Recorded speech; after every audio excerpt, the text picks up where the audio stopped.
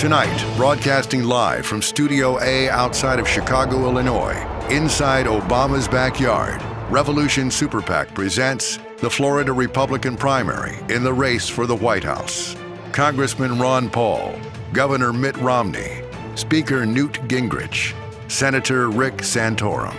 Featuring special guests, American investor and author Jim Rogers, New York Times best-selling author Thomas Woods, American investment broker, author, and CEO of Euro-Pacific Capital, Peter Schiff, editor-in-chief of freedomsphoenix.com, Ernest Hancock, and founder of the Blue Republicans, Robin Kerner. And our distinguished panelists, Forrest Jellick, Lisa Wogan, Aaron Gallagly, Paul Sipple, and Jacob Hubert. Joining us on the ground, live from Florida, the Revolution PAC Ground Forces team, Aaron Jones and Dan Johnson. Sponsored by North American Herb and Spice at AmericanWildFoods.com. And now your host with all the news that's not fit for CNN, Fox, or MSNBC, Revolution PAC Chairman Gary Franchi. Cartel, and a cartel is essentially a group of competitive businesses in any particular industry that sets marketing and prices for the whole industry so as to insulate themselves from competition. And what they did was they passed it off as though it was to protect the public. But in reality, it was really to control prices. And I think these are the kinds of ideas that the public really needs to understand. Yeah. Well, we definitely saw that in Florida. And who would benefit from that? You know, because it seems like to me, obviously the benefiters from that are going to be those that receive the funds first. They can use it before inflationary pressures hit, before Absolutely. The money goes out into the supply. Yeah. So the big organizations, when you hear about the 99% being really frustrated, sometimes I really think, and you can see where they're coming from in their frustration, but sometimes it might be pushed a little bit in the wrong direction, more towards it's the crony federal system, Federal Reserve System, and the large banks that are able to benefit from this capital initially. And I think that's often the confusion with the 99%. You know, their frustration is entirely legitimate. But where they focus that, and really in 2008 when Ron Paul started talking about the Federal Reserve, there was very little talk ever before that about the Federal Reserve, its impact on the economy, and ultimately its impact worldwide. And so I think that there's this wave of understanding about it that much of the 99% doesn't. Now, I had seen videos on YouTube of some individuals from New York, a young man that was essentially kind of espousing a lot of the views that Ron Paul had regarding the Federal Reserve, and he really started to have a grasp on this. And I think if it wasn't for Ron Paul in 2008 starting to shed some light on the role of the Federal Reserve, its impact, I think that we have a growing understanding of really how detrimental it can be to our economy. Oh, absolutely. And in my opinion, it seems like the policy's been just the opposite direction of what you'd want to do. So a lot of debt was propped up through a lot of financing through the Federal Reserve. You call it quantitative easing or stimulus or whatever, but artificially low lending rates to the primary bank, sending out false market signals. But the debt's never been liquidated. The market's never been able to correct itself. And the downward pressure is for the market to go ahead and deflate, not inflate, go back to its market price, rather than inflate the prices and keep it propped up, and that further devalues the dollar. So, this is a tough situation. Well, we've got news that we've got our first results coming in from Florida, so we're going to go to Gary Franchi. Gary?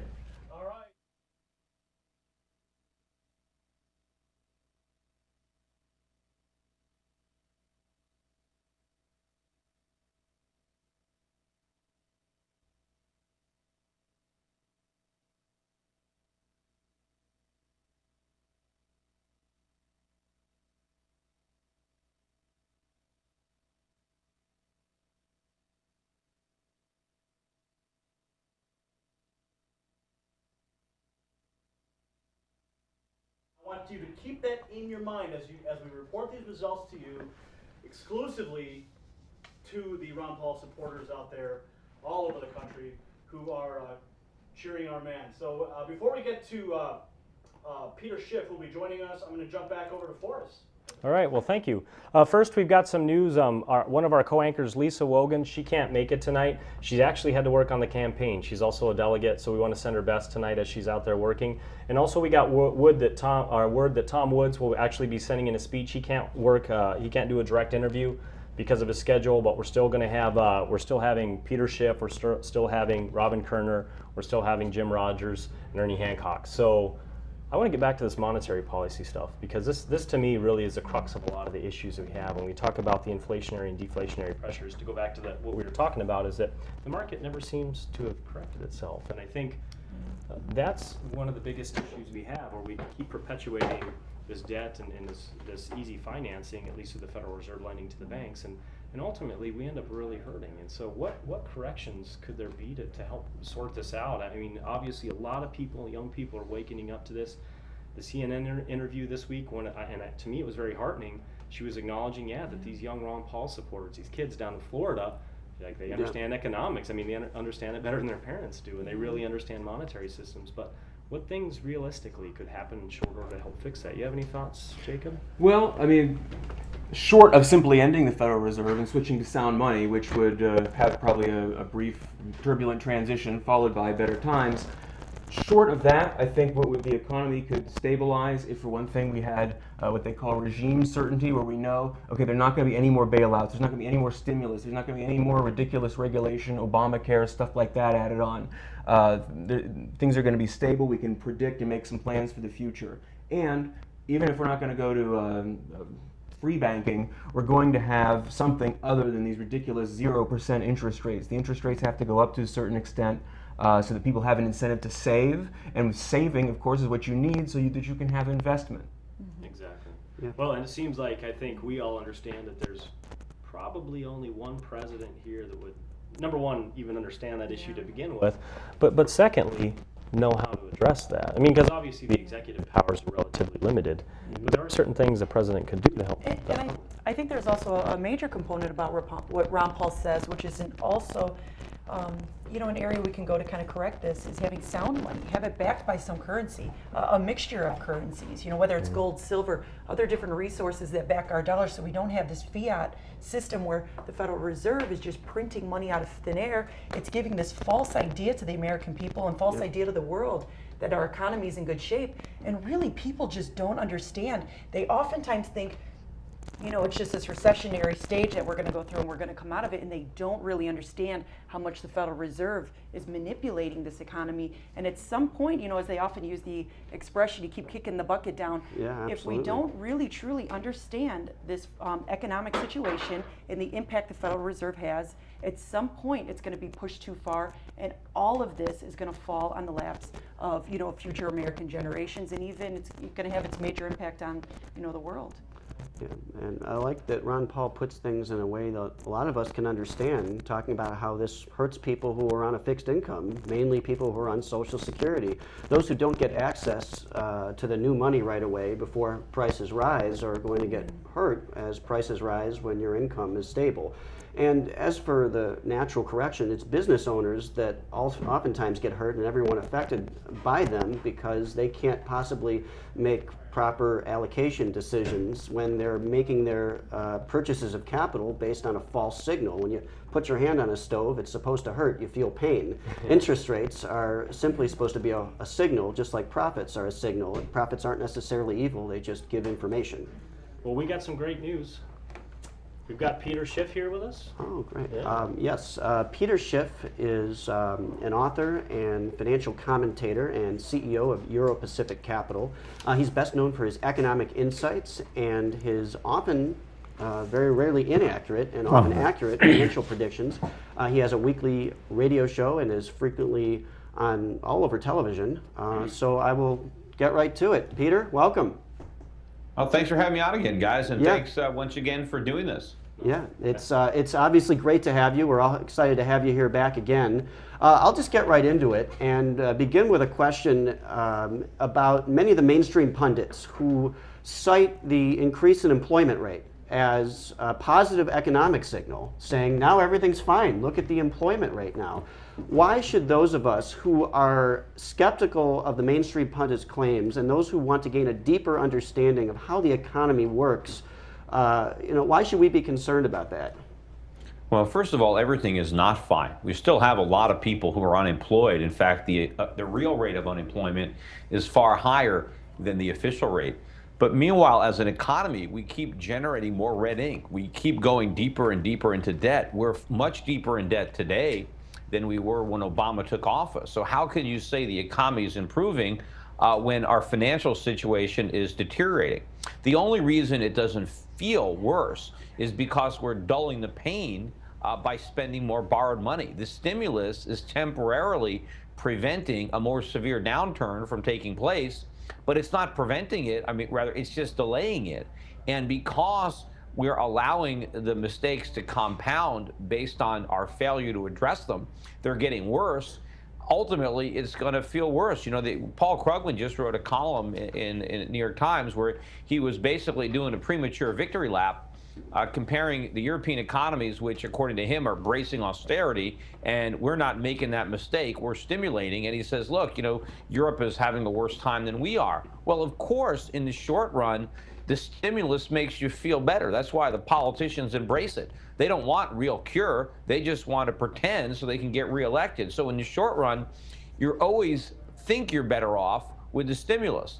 Under austerity, you swallow the medicine. It tastes bad going down, but it's effective, and you actually can cure the disease. So Paul Krugman has to wait a while and then see where the European economies are 2 or 3 years from now, or 5 years from now, compared to where we are. And I think then it'll be clear which is the right path and which is the wrong path. Not that Europe is doing everything right. Europe is making a lot of mistakes.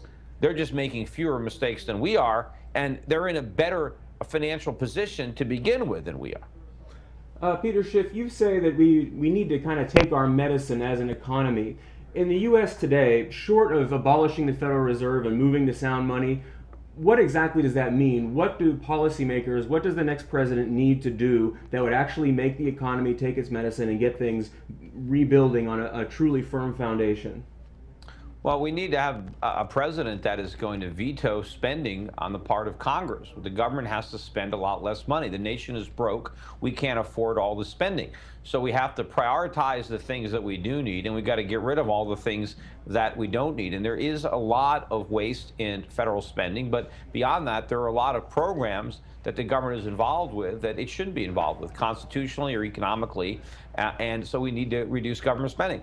Second thing we need to do is we need to repeal a lot of the regulations that have been implemented over the years that artificially increase the cost of running a business, particularly those that increase the cost of hiring people.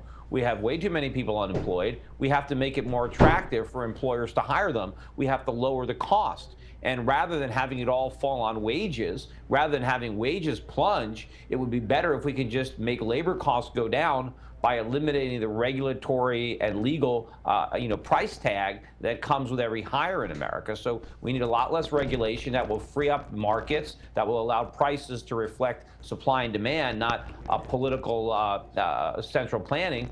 And the third thing we need, even if we retain the Federal Reserve, we need the Federal Reserve to have less power and be more independent and stop setting interest rates. We need to let the market set interest rates, not the Fed. If that happens, rates will be a lot higher. And we need higher interest rates to resolve these imbalances. We need to encourage savings, punish just consumption and speculation. In fact, I saw just the other day a Fed official was on CNBC basically saying that one of the policy goals of the Fed was to get people to stop saving and start spending more, and to get people to take more risk. I mean, and why should that be a goal of the central bank?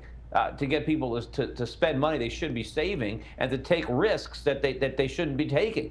And then, of course, when the bad bets blow up, it's not the market's fault that people were gambling. They wouldn't have gambled if there was a free market. It was the government that incentivized the bad behavior. And of course, when it comes to spending, why would the Federal Reserve want to encourage Americans to spend more when we're already broke? What we lack in this country is savings. So we can't increase our savings if the Fed is trying to induce us to spend. Oh, absolutely. Now, I'm curious from a historical perspective, or maybe even an international perspective, if you take a look at corrections in the past, for example, 1921 versus 29 and the problems that followed there, how quickly do corrections occur when either the free market is able to adjust or the right monetary policies happen from your perspective?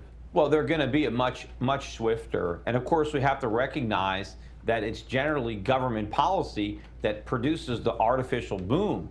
That the market correction is there to adjust and help purge the economy from the mistakes.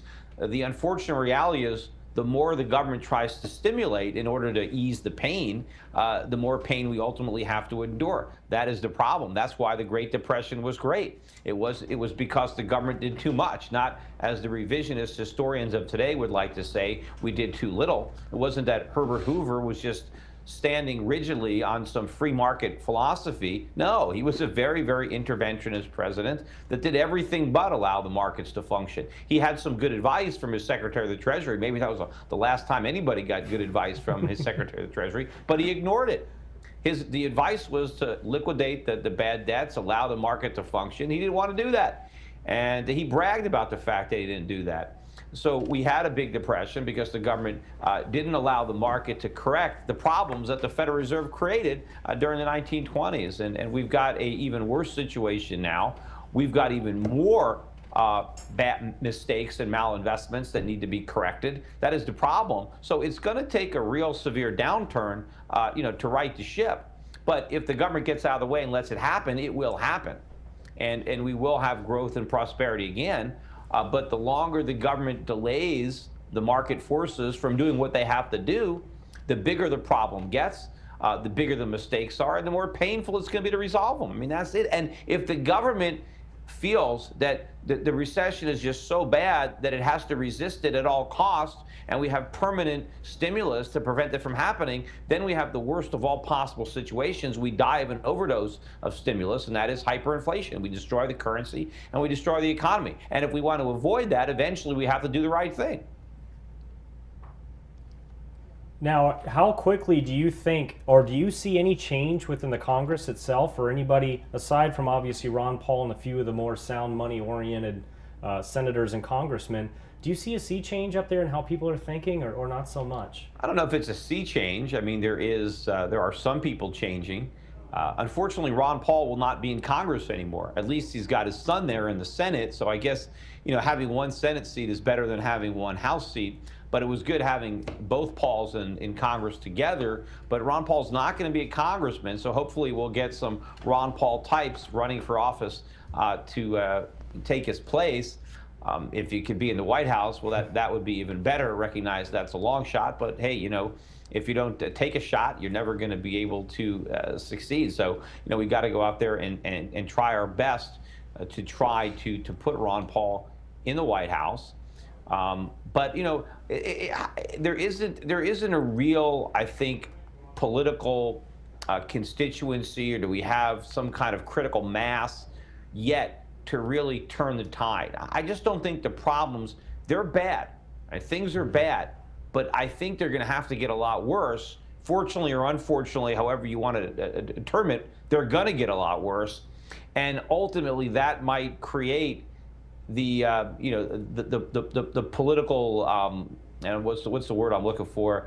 Landscape, fortitude. No, but the critical mass, the critical mass that we need to really have this free market, revolution again, a second American revolution about freedom, about limited government, about a constitution, about sound money, the same type of revolution that we had initially when the country was established. And that, a lot of that is the Tea Party. You've got that. You've got some momentum there, in the grassroots. We just got to really bring that message into government, into Congress in a way that's powerful enough to actually turn the tide. Because there are a lot of factions, and there are a lot of people who benefit from the status quo, that benefit from all the largesse that is given out by government, and everybody votes, and it's hard to outvote these people.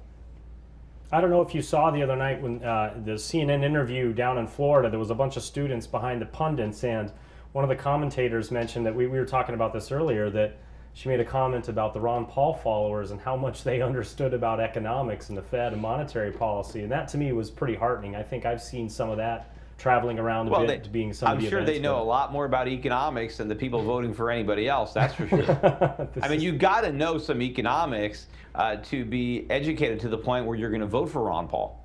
Yeah, you know? absolutely. And it's a hard thing to overcome because everyone's so used to sound bites and pretty talk, and he comes up with this really meaty, true stuff. It's a monetary policy. Well, and thankfully we have the internet. We have, venues like, the one you guys have here, and people are able to bypass the gatekeepers, the traditional gatekeepers in the conventional media, in our universities or government schools, and people can sit down with a computer and they can listen, they can read, and they can develop an understanding that in the past, a lot more young people just didn't have that opportunity. Absolutely, and Peter, you've been a large part of that. So we really thank you for coming on and spending time with us again. This is a real treat and a real pleasure. So thank you very much for your time, and keep up the great work. I mean, you talk about the internet. You are one of the guys that actually has brought us to it and helped us. So thank you very much. Yeah, well, thanks for having me on. Remember, I do my own radio show. If you want me to help educate people out there, tell them to go to shiftradio.com. Oh, we will. Do it 5 days a week, Monday through Friday, 10 a.m. to noon Eastern time. It's a live show. You can call in, and if you don't catch it live, we loop it for free all day long at shiftradio.com. Well, thank you, Peter Schiff. It's always a pleasure. We look forward to seeing you soon. Thank you, Peter. Take care. Okay. Night, guys. What a treat to have him on. I mean, speaking of brilliant. his radio show, I did catch at least a part of one of his radio shows, and I should have mentioned it to him. It was one of the most fantastic interviews I ever heard. Yeah. It was when Dick Morris was on the radio show promoting his book about how to defeat Obama's socialism. And it seemed to Dick Morris as though it was going to be a very friendly interview and that Peter Schiff was a fellow conservative. I honestly think Dick Morris had no idea who Peter Schiff actually was. So somehow the discussion led to drug testing in the public schools and the cost of education. And Peter Schiff started to challenge Dick Morris, saying, well, how often are we going to drug test these kids? Once a week, once a month? And, if we make these laws, it's going to be pretty easy for them to get around them. So why are you promoting your own socialism when you're trying to defeat Obama's socialism? And Dick Morris just hung up the phone. And and this is, certainly you can look this up. And what I found was so interesting was that Dick Morris was surprised, and Peter Schiff talked about the fact that you have to be able to defend yourself intellectually when you go on a show like his. And Dick Morris didn't have enough information or ammunition to defend himself, and all he knew how to do was hang up in a very childish manner. And that's what really started to have me gain a lot of respect for Peter Schiff. And I already did, but I really liked the fact that he had a backbone and he wouldn't kowtow to a guest just for the sake of promoting his book. Yet he also said, I'm happy to promote your book, but if you're going to come on my show, I'm going to challenge you. Bring some intellectual bazooka. Bring your firearms. And if you want to see some more fireworks like that, I was actually on Peter's website earlier today, and I noticed coming up this week, one of his guests is the former Bush speechwriter, famous Ron Paul hater, David Frum, who has, I think, even left the Republican Party because it's too libertarian for him. So that, I think, is something that'll definitely be worth tuning into if you want to see Peter Schiff take on somebody who loves the state and doesn't understand economics. I'm getting some tweets here about we're gonna take a minute to step aside about some sound issues that we seem to be kind of quiet. Is that true? Can we confirm that with some of the tweets? We want to make sure that you can hear us. We're just checking up on here. We had Peter on and didn't get a chance to really look, so we want to make sure that you can hear us and get this corrected. But back to Peter Schiff. I mean, that when I started taking a look at and educating myself about monetary policy and economics, he was definitely a big part of, and still is. I still like to tune in and read his work and listen to his radio show when I get a chance, and I highly recommend it for anybody. And not only that, but he explains it in a way that I think the average person can understand. Yeah. And we've all had that experience. I think you were talking about when Dick Morris went on his show and he didn't anticipate to have this pushback. All of us have had to talk to a neoconservative friend where we said, well, did you ever think, and just showed up with logic and the liberty concept and philosophy, monetary policy, economics. And ultimately it tends to come down to name calling. I think this happened to me this week actually. But it's this is pretty common, and we get used to it and just keep sharpening our intellect. Yeah. And you just figure it this way, for decades, oftentimes if you really think of it, a lot of our elected officials have just absolutely no idea about economics.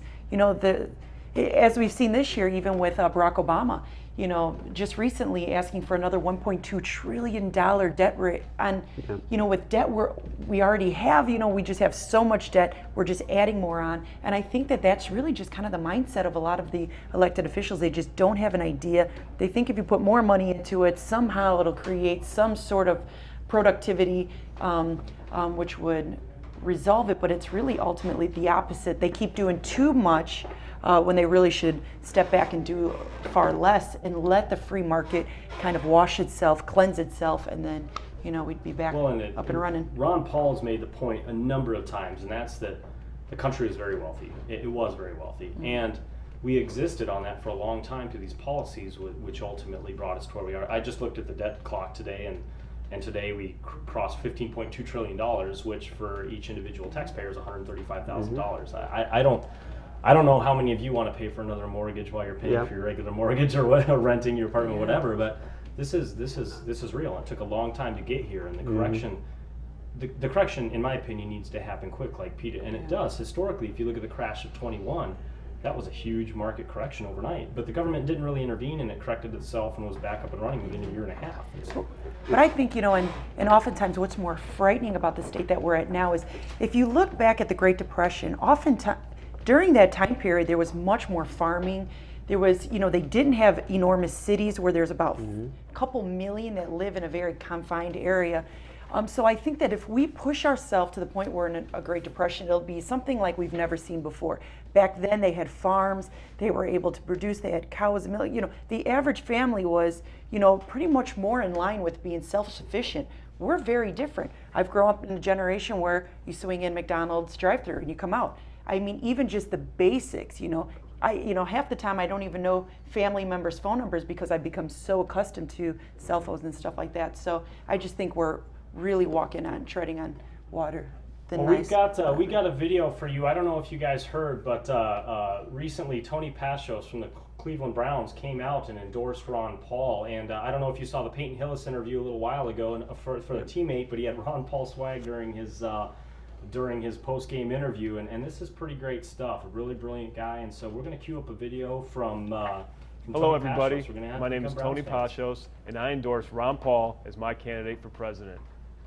If you're like me and sit around on Twitter arguing with people all over the online polls or arguing on Facebook, it's not going to cut it. We need more. Effective activism is where it's at.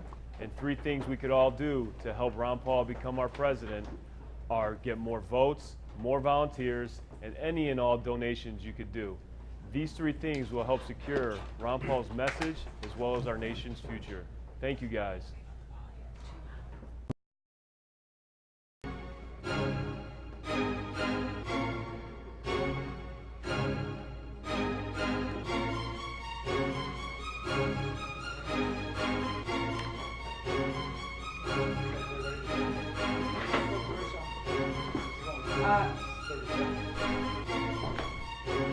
We're going to go back to Forrest, and then Forrest moves on to Gary, okay?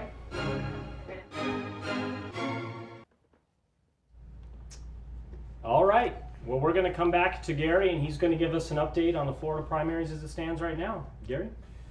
Thank you, Forrest. Well, here I am in Revolution PAC studios, and as you can see, there's nothing to see yet. 34.5% reporting. And let's take a look at our handy little pointer here. Looks like Marion County, 76.8%, Lake County, 94.2%. And Romney's taking a substantial lead over all the other candidates. As we can see, we'll scroll over here for your viewing pleasure at home. Romney, 48.3%, Gingrich, 30.6%. Santorum is still pulling ahead of Paul at 12.7%, and Paul's at 6.8%, and just like we saw in the South Carolina primaries, we've got people voting for ghosts. We got Perry getting some hits, we got Huntsman, even Bachman getting some votes, some diehard fans down there. Keep your browsers tuned to this broadcast. We have some great guests coming up. Jim Rogers, we're going to get a report from the boots on the ground in Florida. We're going to be jumping to them shortly. So, 34.5% reporting. It's not so bad. There's a long night ahead of us, and we want to thank you for joining us on this broadcast. Don't forget to share the link with your friends. Hit that share button just on the side of this browser, and let's get this thing viral. We had over 20,000 people tune into our last broadcast. And also, just below the window, there's a button to donate. We need your support. These broadcasts are not free. Thank you. Forrest? Well, thank you, folks, and we want to apologize for our sound. We've been working on it here, and keep sending us your tweets. We're looking at them in between. We hope that our sound is fixed now. We do apologize for that happening. Sometimes Liberty's beautiful, but sometimes it ain't perfect, so we're doing our best. Thank you very much for sticking with us, and we do appreciate your time. Speaking of support, we are actually donating our time here, aside from our regular jobs, to actually do this. It's been tough. There's a couple of us, I think actually maybe 3 of us here that slept, I think 3 hours last night. I'm one of them, but not the sob story. We love it, and this is really important. We do believe that this is part about building community, and I think as we move this Liberty message forward, it's not just about getting our word out on the net and becoming active with local people that can run or take those positions, or to remove ourselves and just become active, but it's also starting our businesses and using, and so we do have a sponsor here tonight. Libertate Ties is actually going to take 5% of the proceeds and actually give that tonight to RevPAC following. So for those of you that don't know who Libertate is, it's a tie company here in Chicago with handmade ties that are actually done here in Chicago, made by Liberty people of the same mindset, the designers, the owners, the whole deal. When you order a tie from Libertate, this is actually a package you're going to get, a nice gift wrap package with a wax stamp. Cute little card. We're giving them a little plug. Nice. Yeah, it is nice, right? I'm wearing them, so yeah, pass them around. We actually have a couple examples here. We're going to give one to Gary as a gift because he's fought for freedom so much tonight. But here's a package, very nice. Paul's wearing one. Yes, I'm wearing one. mine as well for all those who like to see. That's right. A little bit dark, just hard to see, but a little dark, very nice. Looks like they come in some very fun colors. Yeah, very fun colors. And to sweeten the deal, because we really want to help support the Liberty movement for 2 days now, for the next 2 days. Libertate is going to do a sale, and so they're going to be $39 with no shipping or no shipping charges at all. It's just $39. To find out or order your tie, you can go to www.libertateus.com. That's libertateus.com. That's LIBERTATEUS.com. In addition, you can follow them on Twitter at LibertateUS, or you can go ahead and try to follow them on Facebook or like them on Facebook. Buy a tie, send it as a gift, wear it out, take a picture with, I don't know, Nancy Pelosi or Barack Obama. Send it into Libertate, maybe they'll post it up, and help support a Liberty organization that wants to help support its community and RevPAC here too. You know, these ties are great because not only do they have fantastic designs, you got to go on the website and see the designs, because there's one of the Statue of Liberty in such fun colors, and it's a great little way of really kind of spreading the, you know, the idea of liberty, and ultimately in a message in a different way. So these ties are great. And by the way, speaking of which, all the models are of the Liberty mindset. Every single one of the models used, from the designers to the models to the owners, they're all Liberty mindset. So, and make sure, if you can, to donate to RevPAC to keep this going. Again, we apologize for the sound issues we had. Hopefully it's corrected and sticking with us. We got a great show, a lot of great people to come yet, and so we're going to keep on going. And speaking of which, we're going to go to our next topic. Austrian economics and the business cycle. We kind of, to follow up the Peter Schiff show with that, it's one of my favorite topics, and I think something that brought a lot of us to the Ron Paul movement, to the Liberty movement, and that's the Austrian business cycle. So, yeah, I usually when you hear Austrian economics, I think the average person doesn't thinks really, of Arnold Schwarzenegger. Yeah, they might think of that. They might.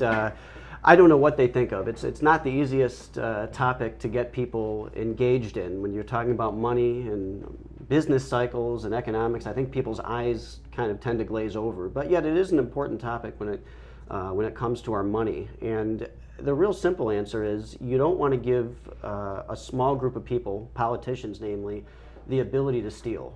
And when money is not backed by gold or some other commodity, then politicians or whoever is in charge of the money is capable of debasing it. One quick quote I'll read from Ayn Rand is, whenever destroyers appear among men, they start by destroying money, for money is men's protection and the basis of moral existence. Destroyers seize gold and leave its owners a counterfeit pile of paper. They kill all objective standards. This kills all objective standards and delivers men into arbitrary power of an arbitrary set of values. I think that really sums it up. Yeah, and I think just to give a general, I know a lot of time when I have to discuss this, for example, with some of my conservative or Republican or Democrat, and what is the business cycle? What is the Austrian business cycle? And the easiest way that I like to explain it is that the free market itself, you have to take it from a free market perspective. In the free market, a couple entities come and they exchange goods or service for what they think is both the best deal for both of them. And so the Austrian business cycle basically is a theory that describes how credit distorts the market and how that actually causes a bust, because when you have artificially low lending rates, that sends a signal that there aren't enough capital or there's more savings than actually exist. People want to spend it. And I think it's easy for all of us to relate to when we take a look at the housing boom cycle. It was artificially low lending rates from the monetary bank, the Central Federal Reserve, and from that caused that bust. And so we have an excellent guest to talk about that, and Jacob's going to go ahead and introduce him. Yeah, joining us now from Asia is Mr. Jim Rogers. Jim Rogers is, of course, a famous investor. He was the co-founder with George Soros of the Quantum Fund. He's a world traveler. He's the author of 5 books, including Investment Biker and Adventure Capitalist. He's taught as a professor at Columbia University. He's done so much more. Jim Rogers, thank you for joining us. Thank you. I'm delighted to be here. Good morning, good evening, I guess it is there. Right. You've said recently, I read, you said that the government is juicing the economy now leading up to this election. Can you explain briefly, what does that mean, and will it work? Well, the way governments work is whenever there's an election coming, they do their best to win or buy as many votes as they can. It's been going on throughout American history, throughout world history. There's nothing unusual about it. It's the way the system works. It's not good, I don't approve of it, but that's the way the system works. So you have Mr. Obama going out, spreading as much of his money around as he can, and you also have Mr. Bernanke printing money to get the economy good by the summer and the fall. You also have good statistics coming out of the government. You know, even last week, Mr. Bernanke changed yet again the way they're going to report inflation in the U.S. so that we have good-looking numbers coming out. I mean, these are not real numbers; these are false numbers. But we're talking about the government here, so that's the way they work. Now, what do you think the consequences of this juicing in the long term are going to be? If you had to look into a crystal ball or your thoughts on that, what do you think the long term effects of that are going to be? Move to Asia and teach your children Chinese for the long term effects. You know, be very, very careful. You're going to see, I mean, the United States is already the largest debtor nation in the history of the world, and the debts are going up at a staggering rate. It's unbelievable how fast and how high the debts are going. No, in the end, it's destroying the dollar. It's destroying the U.S. economy. We're going to have serious problems down the road. This is not good for anybody. Yeah, Jim, you recently wrote about the credibility of the major rating agencies basically disappearing. And is improving the credit rating system simply a matter of putting more competent people in charge, or is it really more changing the whole system so it's not so politically connected? Well, it's the same with everything in every business. You've got to have competent people, period, full stop. And unfortunately, there are not enough competent people to man the brokers and the mutual funds and the investment banks and the SEC and the rating agencies. There are just not enough competent people. You can send 1,000 people into a room and they can all hear the same presentation. I promise you, only 25 or 30 of them are going to come out of there making the right judgment and making the right decisions, because most people just follow the crowd, cannot think independently, and will not think independently. It's just a question of finding enough people, and unfortunately, there are not enough competent people. Everybody wants to go to Wall Street these days and get rich. It's not that easy, as we're all finding out. Now, I've heard stateside a little bit, and I don't know how true this is, but I'd be curious on your perspective, that in Asia, for example, mainland China, that there are some issues with bubbles there with production and housing and so forth. Can you give us a little perspective on that, or is it a bit different situation?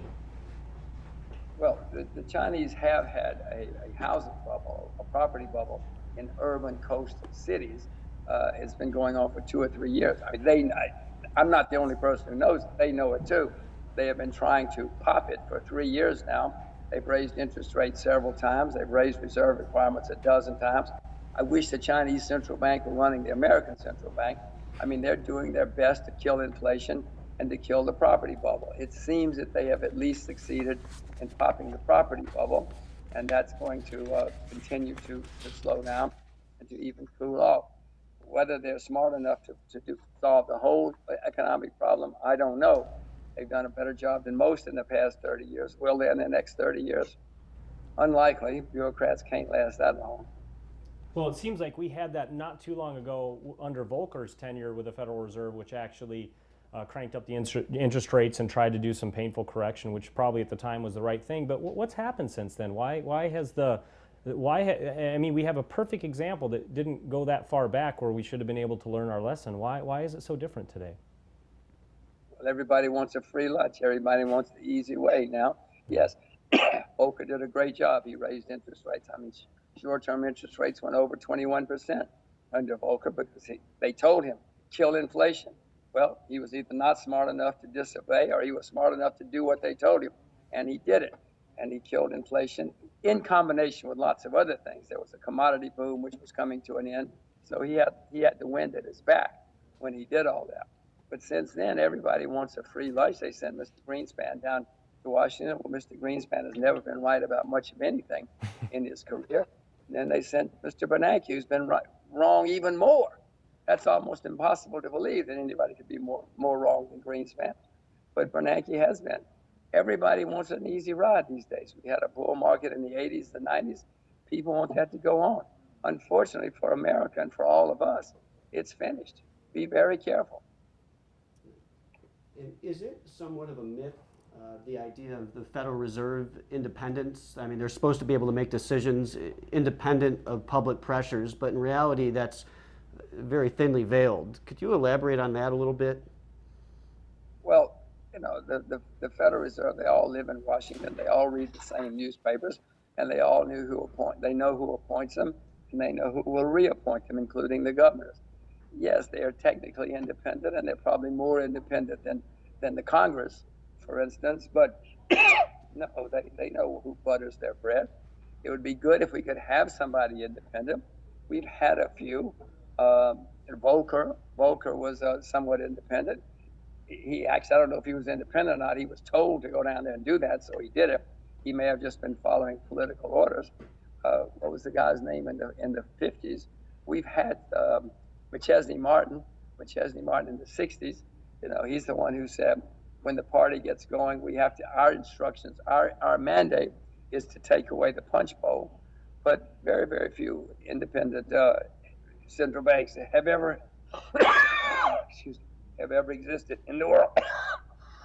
They lose me. Go ahead.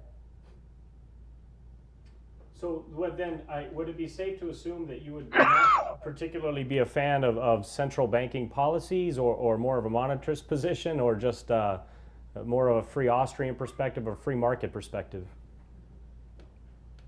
Well, in my view, the way you do it is what's worked for centuries.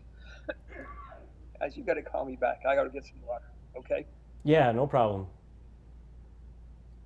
All right, folks. Well, Jim, that was Jim Rogers joining us. He was having a little problem there, a little cough, so he's going to go take care of that with some water. So, well, a lot of the same story that Peter Schiff was talking about, I think. And you know what I think would be, now what would be interesting is to kind of discuss how Ron Paul plays in terms of, this economic situation that we're in now. He's got the boldest plan that's out there. There's some statistics that have been provided which are frightening, and I don't think the American people truly, mainstream media doesn't really,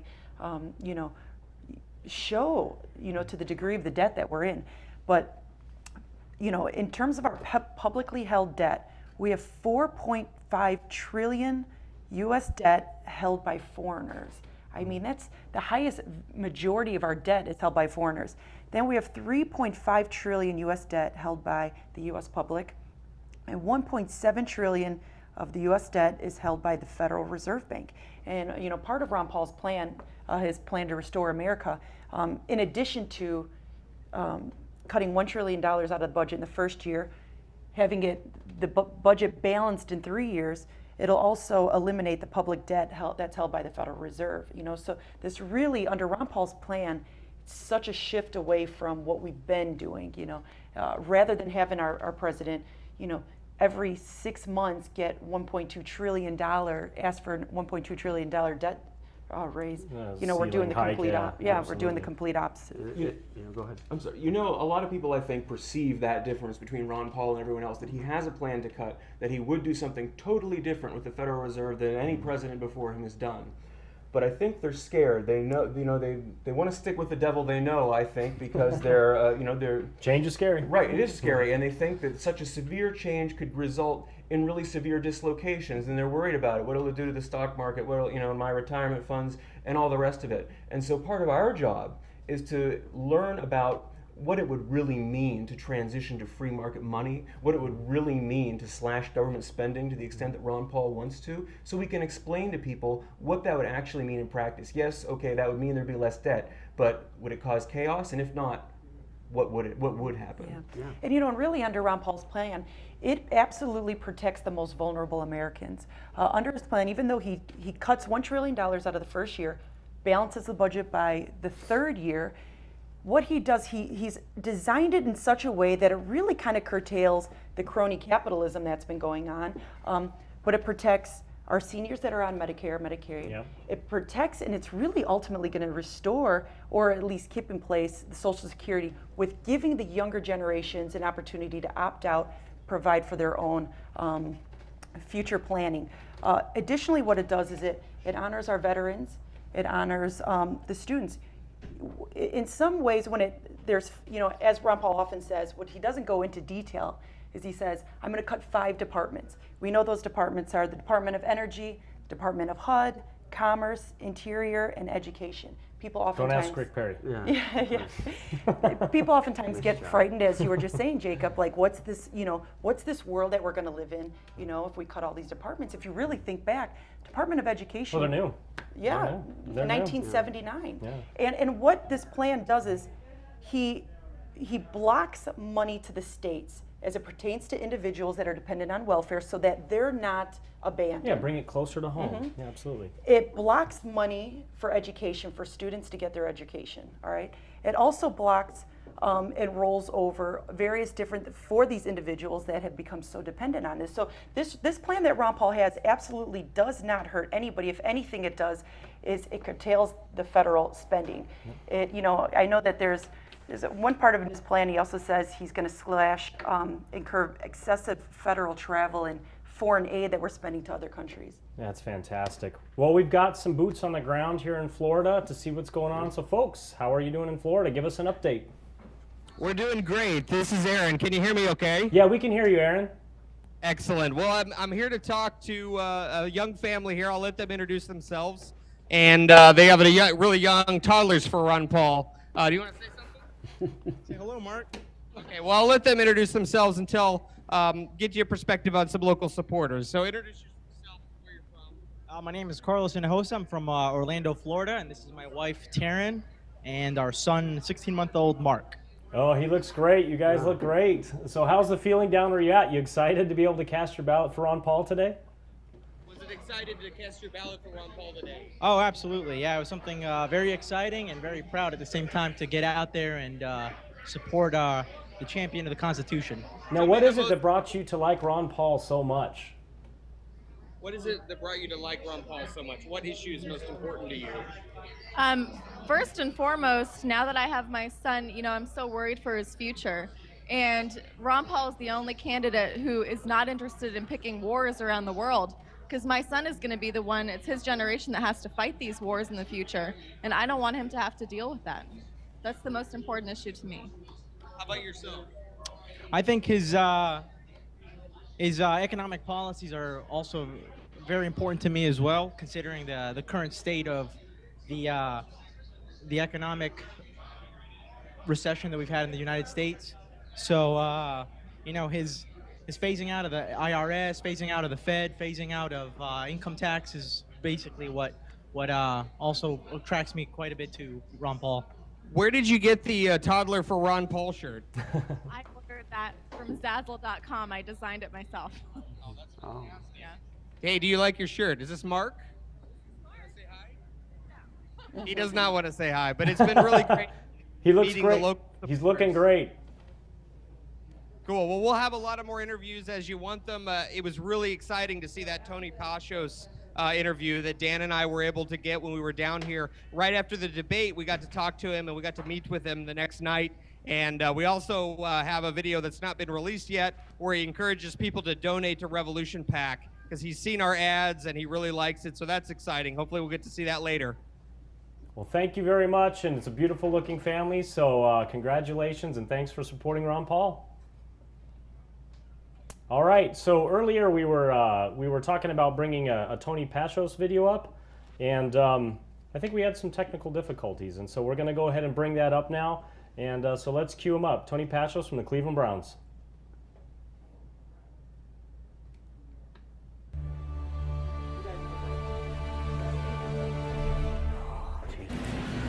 Right there, leave it there, leave it there.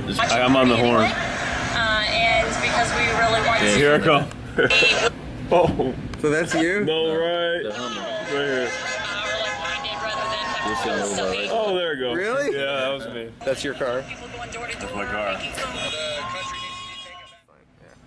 So tell me, what inspired you to take time? First of all, how did you get tickets?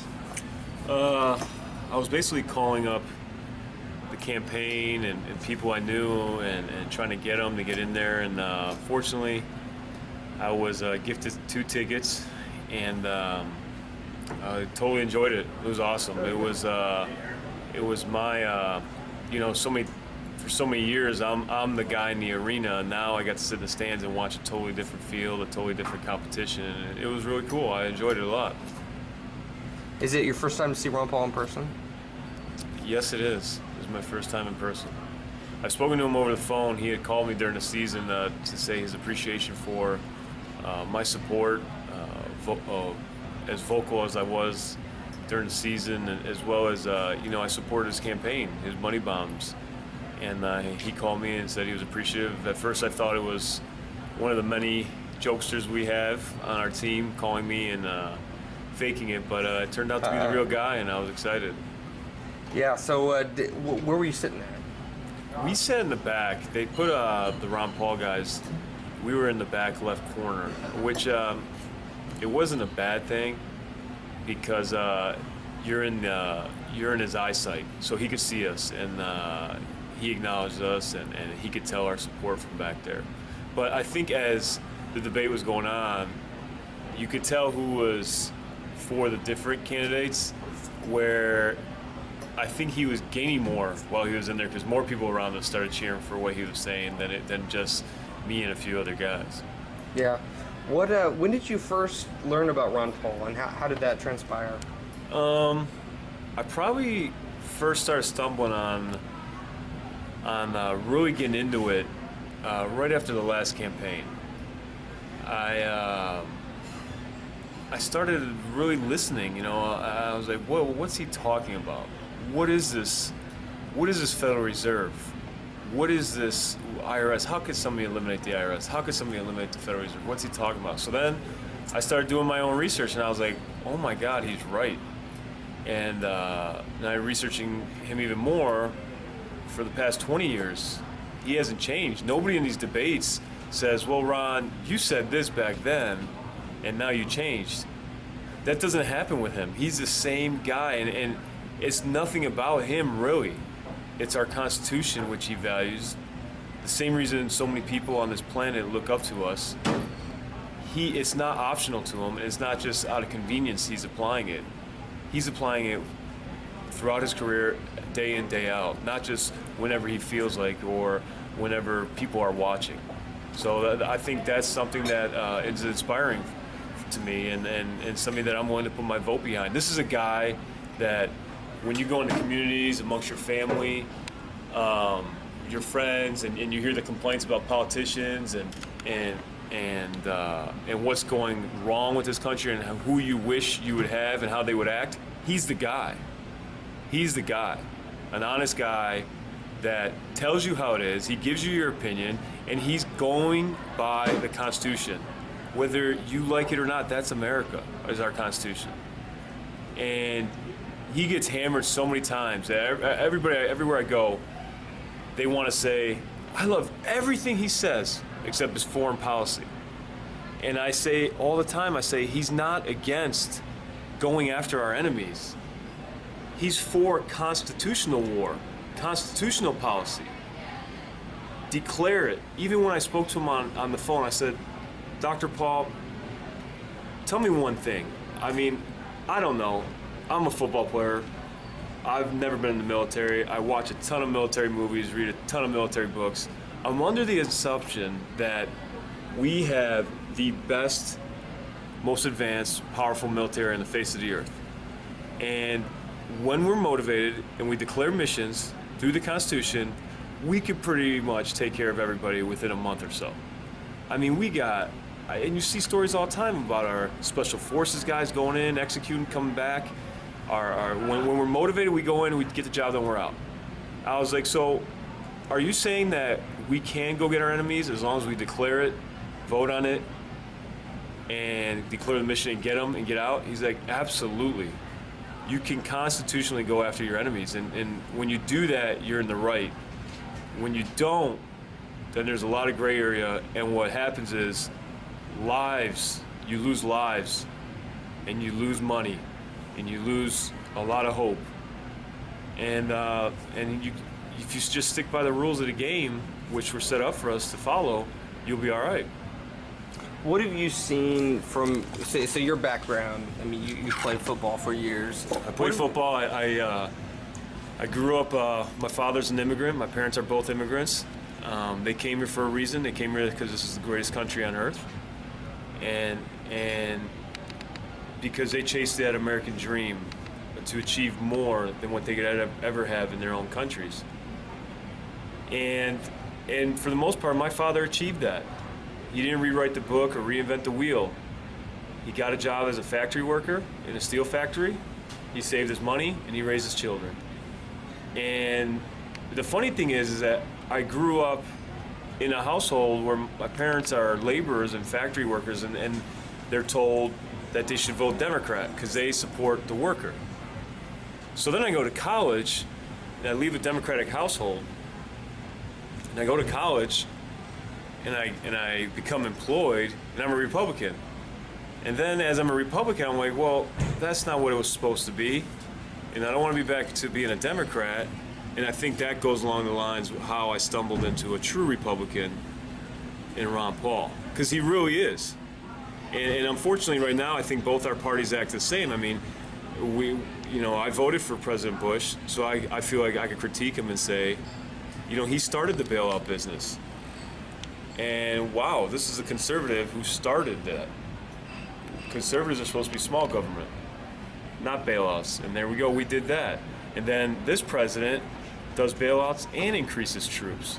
So both parties are acting the same, but there's one guy who's staying by the definition and who has for many years. When I go around talking about Ron Paul and who he is and how good he is for this country, you hear that from people like Tony Never. They don't even talk about him. I don't see. Yeah, right. Well, and my response to that is, after all of that, whether it's asking him questions that are loaded in debates, trapping him, not giving him the airtime he deserves, he's winning straw polls, and we don't even talk about it.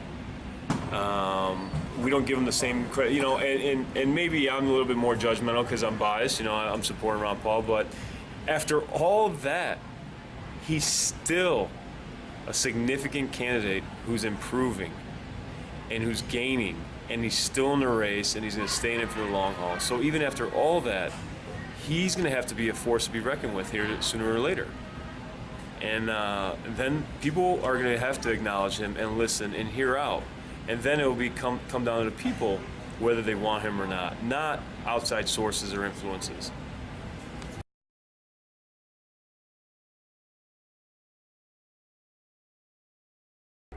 All right, you are watching the Revolution PAC live stream of the Florida primary returns.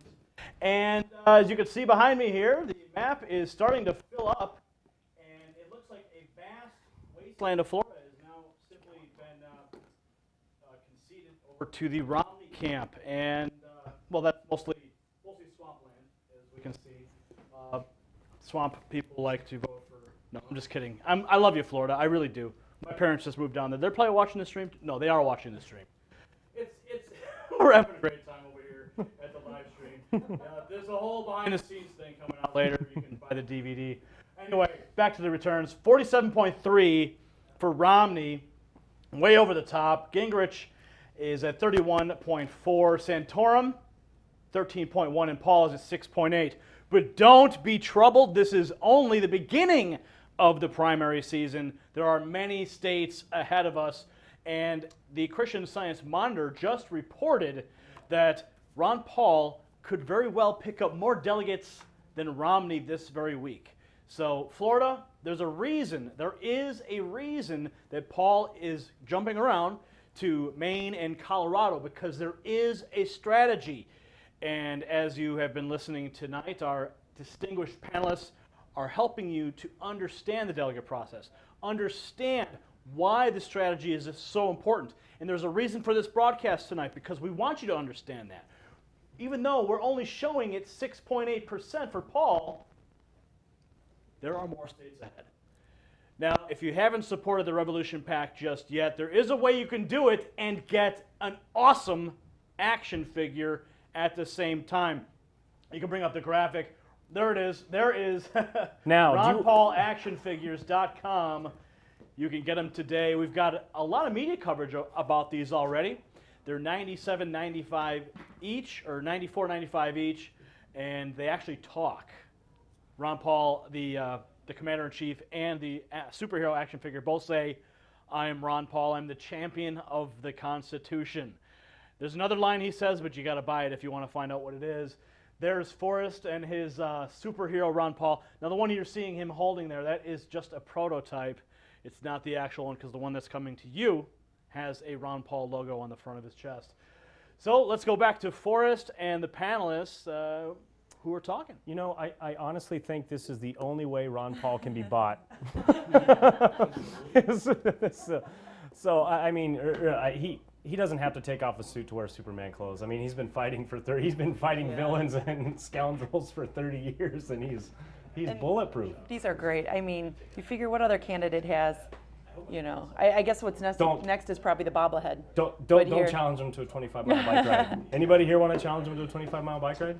Paul, Jacob? No? I'd consider it, but I'd be pretty embarrassed if I lost. So I would have to decline that one.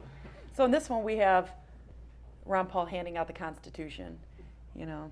And it should be something that, gosh, he should be handing out to most of the elected officials in Congress. You think they might read the document that they're supposed to hold? And this is just Ron being Ron. He's just Superman. So he's been fighting. The only way he can buy it, ladies and gentlemen, Ron Paul action figures. When you buy these, it will support Revolution PAC. Now, this is an organization that's doing everything it can to promote liberty, to get Ron Paul into office, and to be your voice. And so consider doing that. They're limited number, they're limited edition, and it's a simple way that you can help support the movement. Okay, and you got the only way he can be bought. You can tell your friends I bought Ron Paul, and you will not be lying.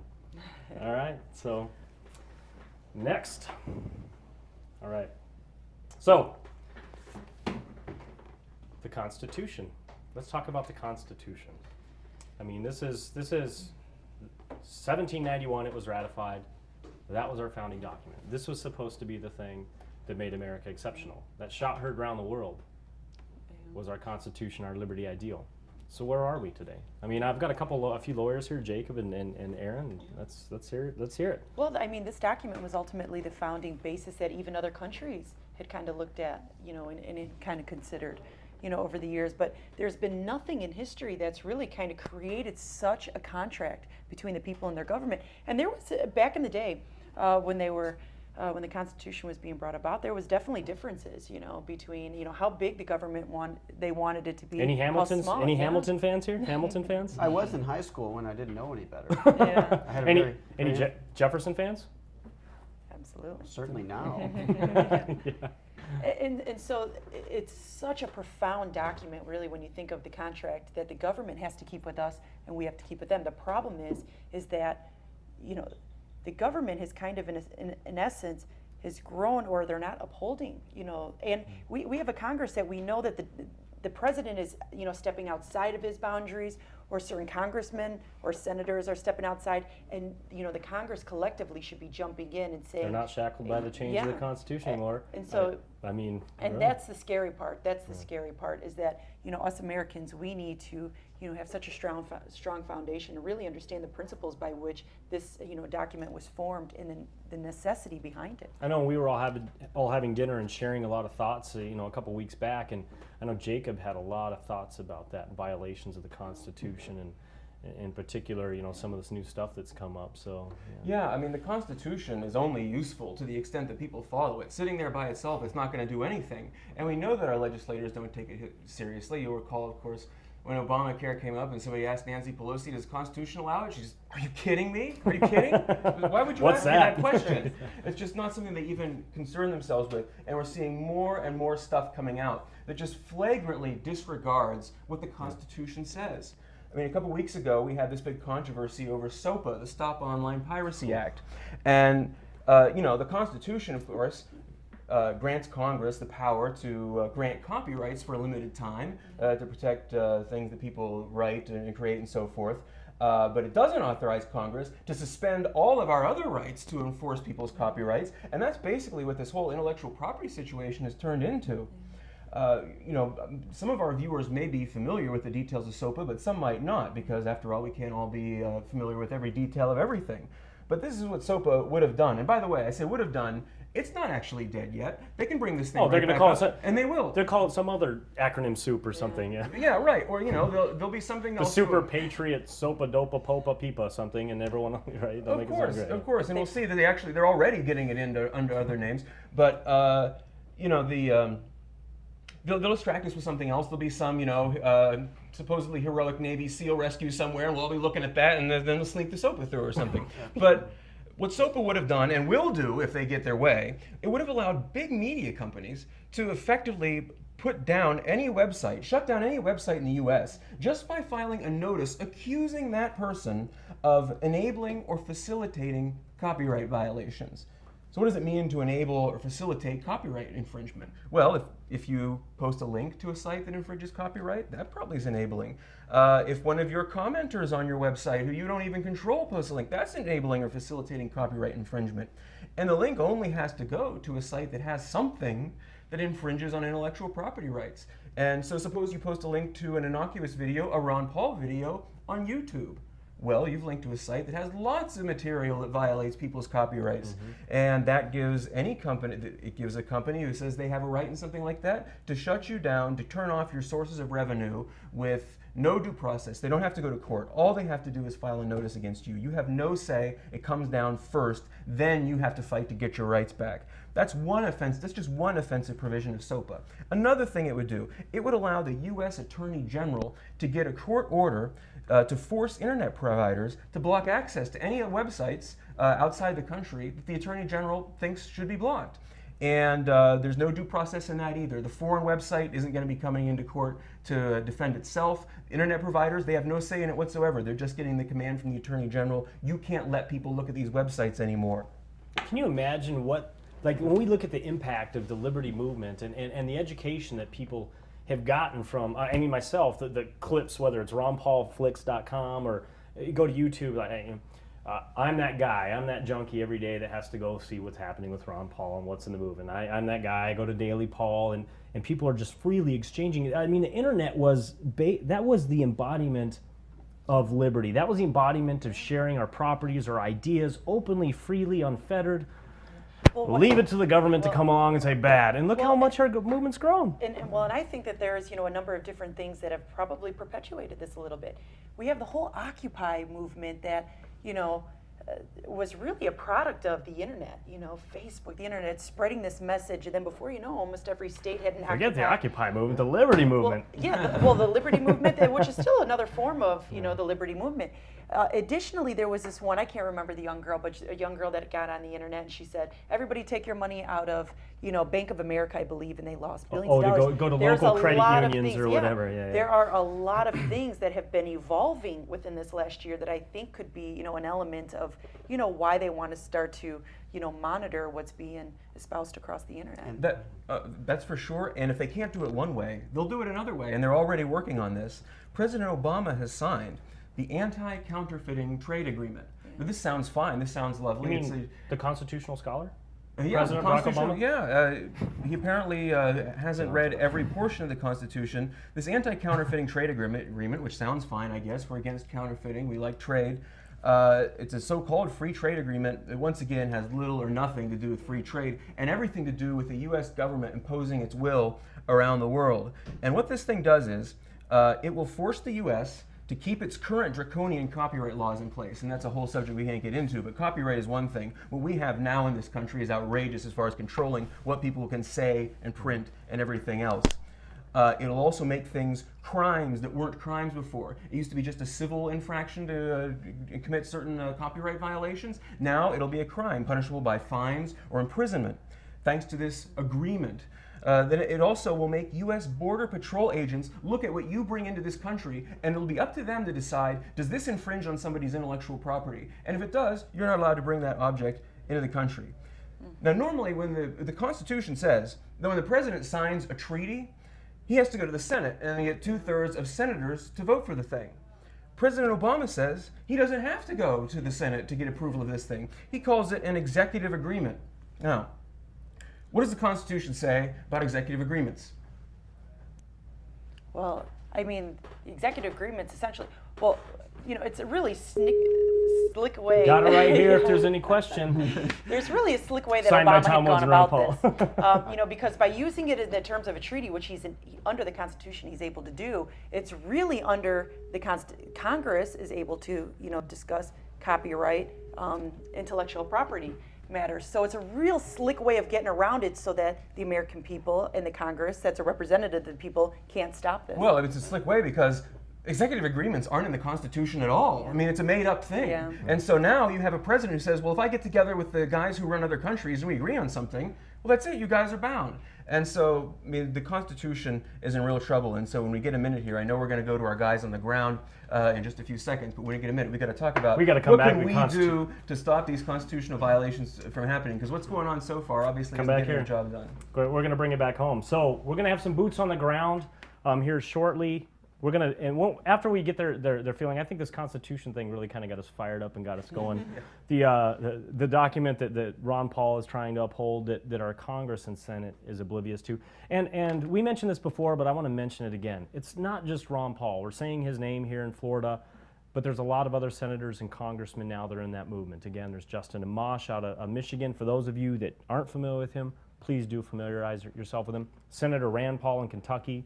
I mean, that apple didn't fall far from the tree. Look at his voting record. He's been fantastic. Going up against the TSA last week, that was and TSA, of course, is another outrageous violation of the Constitution, the Fourth Amendment. The fourth what? It's not an unreasonable search for me to have to be porno scanned or groped every time I want to travel somewhere. I'm that guy. I refuse to do the body scans. And I fly a lot. And unfortunately, I've been through the groping process, and I do call it groping. I've been through that half a dozen times.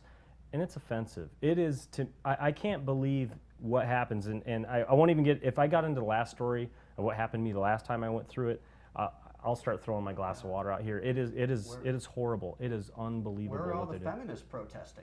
I haven't heard any protests. Well, Barack Obama's in office, so I guess it doesn't matter. Perhaps not. Maybe that's just my opinion, but it just seems like people are more party. So. I don't know. I'm not exactly sure. Where are the feminists? Where are the anti-war people? Where are the civil liberties people? They all disappeared, as you say, when Obama took office. Yeah, with the anti-war. I mean, when's the last time you went to when I go to anti-war rallies, I see two people there. I see basically libertarians. I don't see Democrats anymore, or I see anarchists. Well, yeah, and you figure, I mean, gosh, one of the more recent bills that was passed that is an absolute slash at probably 3 elements of the Constitution. The first, Fourth, Fifth Amendment is the NDAA that was passed. Why don't you just 1 through 10, just bundled results, just get rid of all of them. And, the American Civil Liberties Union, they they've been speaking in opposition to it. I think we're really what the reality is mainstream media hardly even touched on the NDA. It doesn't even discuss the magnitude of what this bill, that Barack Obama just signed December 31st, what it really does to the Constitution, what that means for Americans in the future. And it's unbelievable. I have to jump in and touch on that because I'm getting a bunch of tweets here from people talking about coverage from one of the mainstream media places right now, which obviously we like that you're tuning into us and not them. But thank you guys. And I'm looking here and you're talking about how CNN, they've removed Ron Paul from the live results. And I don't think that's particularly exciting or different. We're used to that. So we've got some boots on the ground now, and we're going to go to the boots on the ground. How you doing, guys? Can you hear us? Hey, pretty good. Yeah, I definitely can hear you. How are you looking guys at the doing wrong in camera. studio? Now I'm looking at the right camera. So how's the feeling? Who do you got there with you? He can introduce himself. I'm Brian Fangman, Orlando, Florida. Hey, Brian. Thanks for joining us. Yeah, the feeling down here is pretty good. Fourth place, of course, isn't always great news, but with the amount of money the campaign spent down here being zero, 100,000 people definitely isn't bad.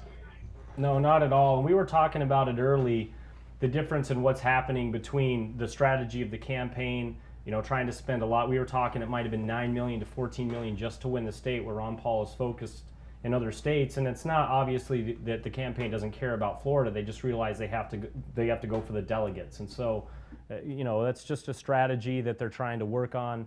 And we really appreciate your support. By the way, we mentioned earlier, we saw you guys behind the mainstream pundits with your signs kicking a ruckus up down there, and it was something to see. It was something to behold. The whole nation watched you. We were real proud. Yeah, absolutely. The sign wave that they organized the night before the debate was pretty spectacular. A lot of the media tried to block it out, but you could definitely still see it. That revolution will not be silenced, it doesn't seem. So what's the feeling on the crowd? Obviously, the Ron Paul people down there, we're not going to have a huge finish, at least projected to seem, in Florida tonight. But what's the general feeling amongst the people there? Still energized for Ron Paul in this campaign, seeing what they can do to help him in perhaps neighboring states? What's the general feeling with the folks down there? Well, the people here are still pretty excited about the movement, despite the placement here tonight. So he just voted today, so we'll ask him how he feels about the results and the voting down here. They feel about the results, fourth place finish, voting for Ron Paul, and the future. Well, I clearly we'd like to see better numbers, but actually they're much better than they were in the last election. It was a significant improvement, so I think we're definitely gaining traction. The message is definitely getting out there. And thank you. So the people. Yeah, go ahead, please. The people down here are still excited. They're excited for the general election when Paul gets the nomination, and they're going to keep working to spread the message down here in Florida. That's fantastic, and I'll tell you, we've been seeing a lot of, I'm just looking here at my tweet board, and a lot of people have been saying exactly what you covered, and that's that look at the percentage increase of Ron in Florida without campaigning at all, with a blackout of the media, with actually, I'll even take it a step further. When the media isn't ignoring him, a large portion of it's really trying to slander or demagogue the issues rather than paint a neutral picture for him. So if you take a look at that percent increase, it's fantastic, and we really thank you for bringing that up.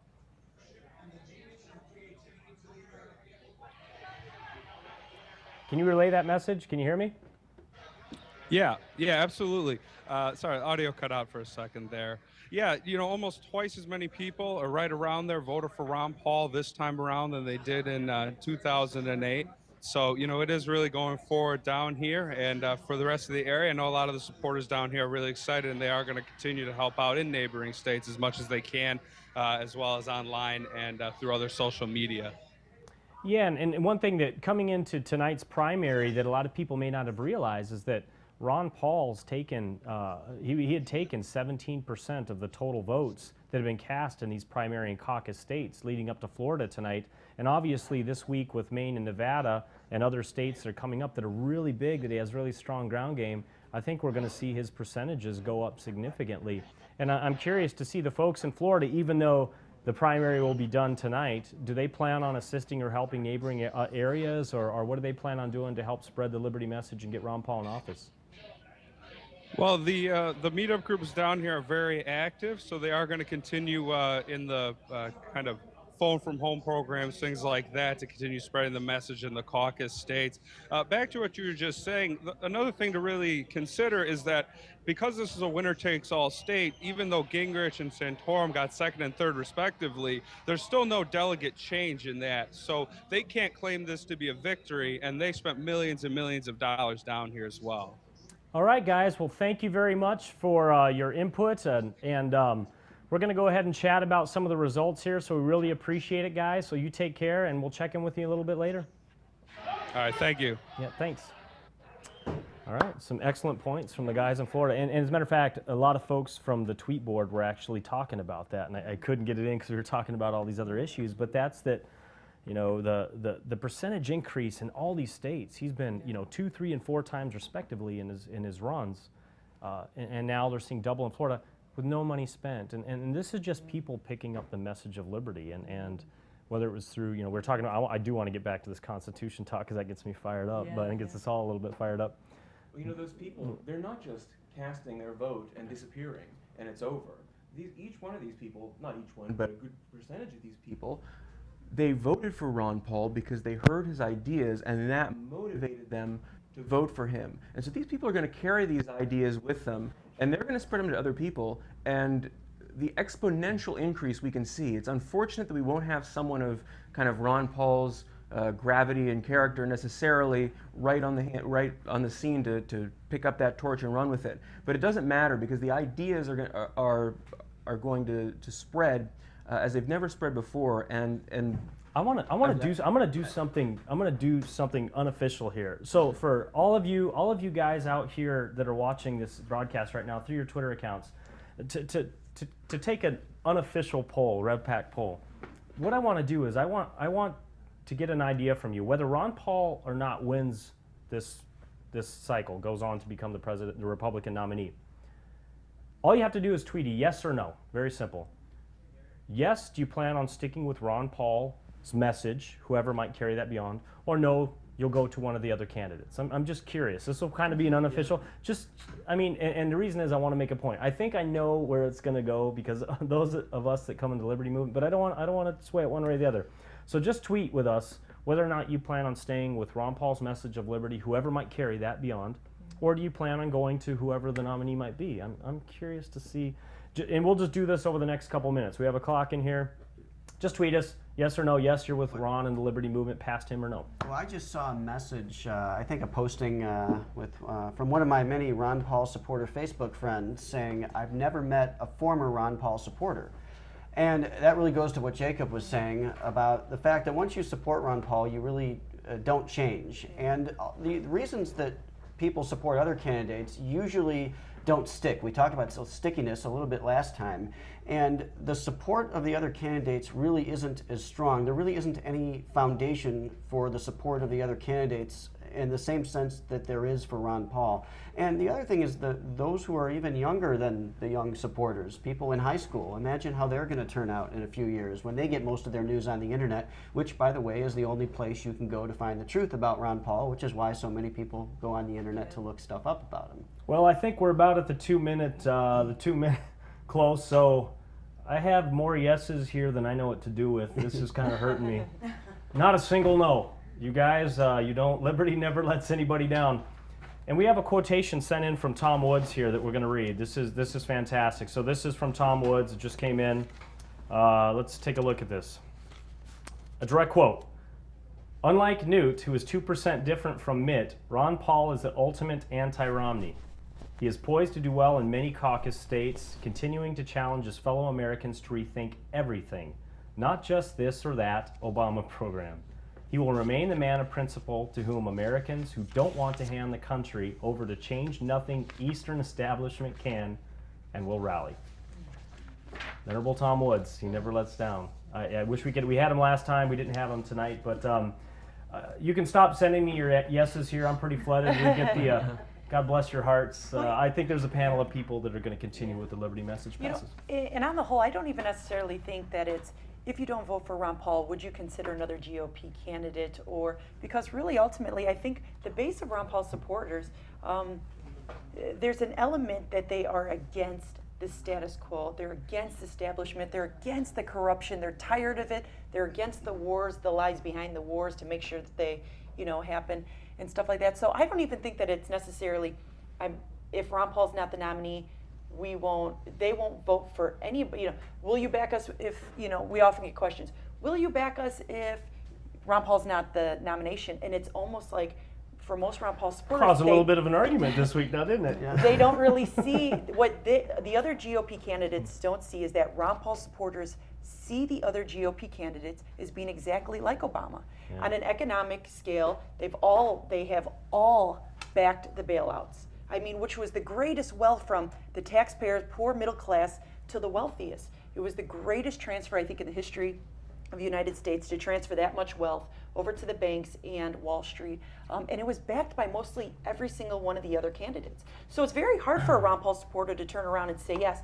When you have every candidates on the Republican and Democratic side that are pro-war, pro-preemptive war, it's very difficult for a Ron Paul supporter to back somebody like that when they really truly have concerns about our engagement overseas. Well, the other candidates are the problem. They're the reason why Ron Paul's supporters are motivated to get into politics in the first place. So it would be just like totally contradictory to support any of these other guys at all. And it would be totally contradictory for Ron Paul to endorse the eventual nominee. People get, these mainstream people get mad. Well, why wouldn't you endorse your party's eventual nominee?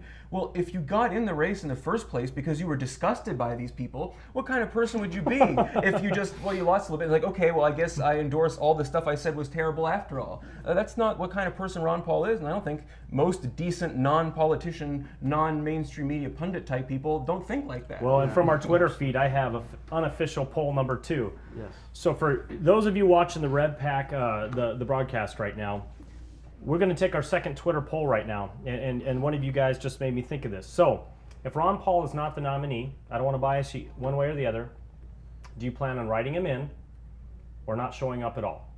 Or voting for another candidate? Now, from the yes part, I'm assuming the vote won't be from another candidate, so that leaves you with one of 2 options, or maybe 3. Is there a third candidate you might support? Write him in, or not vote at all. And so, we'll give it a couple minutes here, and I'm just kind of curious I know what I'm going to do. I know what I did in 2008, and so we'll see what the other folks out there are doing. So. Yeah, I could take a few guesses, but this is why Peter Schiff last time was talking about Ron Paul being a kingmaker and him having significant influence over the policies that are going to be part of the GOP agenda, and having significant influence really over the outcome of the election, because if Ron Paul is not the nominee, I don't see a whole heck of a lot of his supporters voting for anyone but him. And if they do vote at all, which is another possibility that they won't even vote, they'll probably wind up writing him in or vote for a Constitution Party candidate. They might as well vote for Obama if that's the case, since we've said there's no difference really between Obama and Gingrich or Romney or Newt Torem. I think it was one of my favorite ones that already came in from this gentleman. Write in, not vote at all. Depends on the weather. That's pretty good. There you go. And when they talk about electability, though, I mean, does that say if Ron Paul, and this is the point I was trying to make earlier, up to today, that's about 17% of the total he's pulled in, about 17%. Now, Florida will skew that down, but past Florida, when you take a look at the Maine and Nevada, we don't know, but it could be very favorable. Those numbers will pop back up. It's 17% of those folks that would normally go for him, and the independents that are kind of waiting around to see if they would or not, decide to write him in, not show up, vote for somebody else. What does that say about the electability of, what did you call him? Mitt Torem? Mitt Torem. That's probably what the does best that say? name There's a whole lot of write-ins here. I wonder if Ron Paul would actually get more than the 16% that Ross Perot did in his run. What do you think?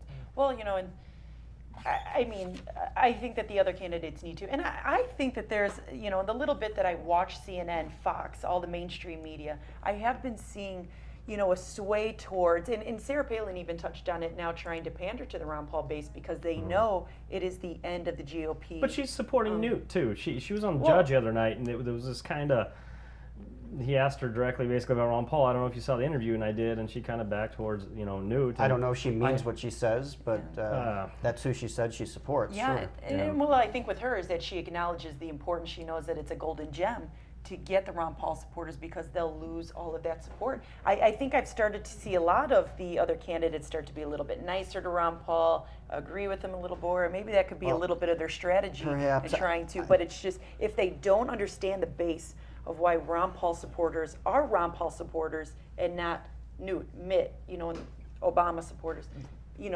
they'll understand why there won't be that transition. I think there's something about youth. I touched on this last time. I read a quote. I have to read one more quote if anyone's willing to bear with me. This comes from Murray Rothbard, and I think we really need to understand the philosophical basis behind the way that young people think. Youth is the incarnation of reason pitted against the rigidity of tradition. Youth puts the remorseless questions to everything that is old and established. Why? What is this thing good for? When it gets mumbled, evasive answers to the defenders, it applies its own fresh, clean spirit of reason to institutions, customs, and ideas, and finding them stupid, innate, or poisonous, turns instinctively to overthrow them and build in their place the things with which its visions teem. That makes sense. Yes. You must be anti-American or racist or something. Sure. I have to demagogue this because that actually made sense. So absolutely, youth can sense hypocrisy, and that's the shorter reason. They look for truth. And why are so much? Why is youth so disproportionately supporting Ron Paul? They can see through the hypocrisy of Sarah Palin supporting Newt Gingrich. They can see inherently that she's politicking, and I think in some ways we become isolated from reality the older that we get, and we have a more realistic view of the world before the world begins to taint us. Yeah. And I think that the younger generation is a little more mindful of the direction, the economic direction that we're going, and it's frightful for them. I mean, my fears are for my nieces and nephews, and the day that I have children, the life that's going to be for them. I've been certainly blessed up until this point that I've lived in a relatively prosperous country, but I don't see that being the future, and I think that a lot of our youth see that too, and they are more in tune with trying to find people that are going to get us on that path, and they found it through Ron Paul. All right, so we're going to be going to a couple of clips here to share with our folks out there, and so we're looking forward to showing you some of the work that happens here to help promote the movement and help talk. And then I have a sinking feeling we're probably going to go ahead and get back to going at this Constitution stuff a little bit more because I don't feel like that was fully dry. So join us for a couple clips here at Revolution PAC. Thanks for joining us.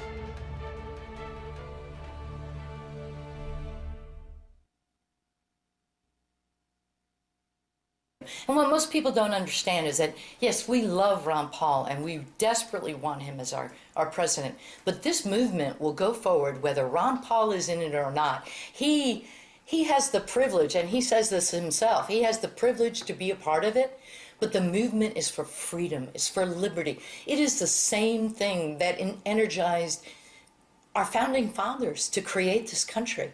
And it's not that he is the person. I mean, yes, he is a hero and he's walked it consistently, and we have tremendous respect and love for him, all of us. But it's that he teaches us to walk right, and he doesn't lead us with lies. It's the liberty, it's the freedom, it's the truth, and that is an excitement that nothing can take away. And whether Ron Paul wins or not, and I really hope he does, and I'm working my tail off to make sure he does. But whether he wins or not, the revolution will continue, and it will grow and grow because American people are beginning to wake up.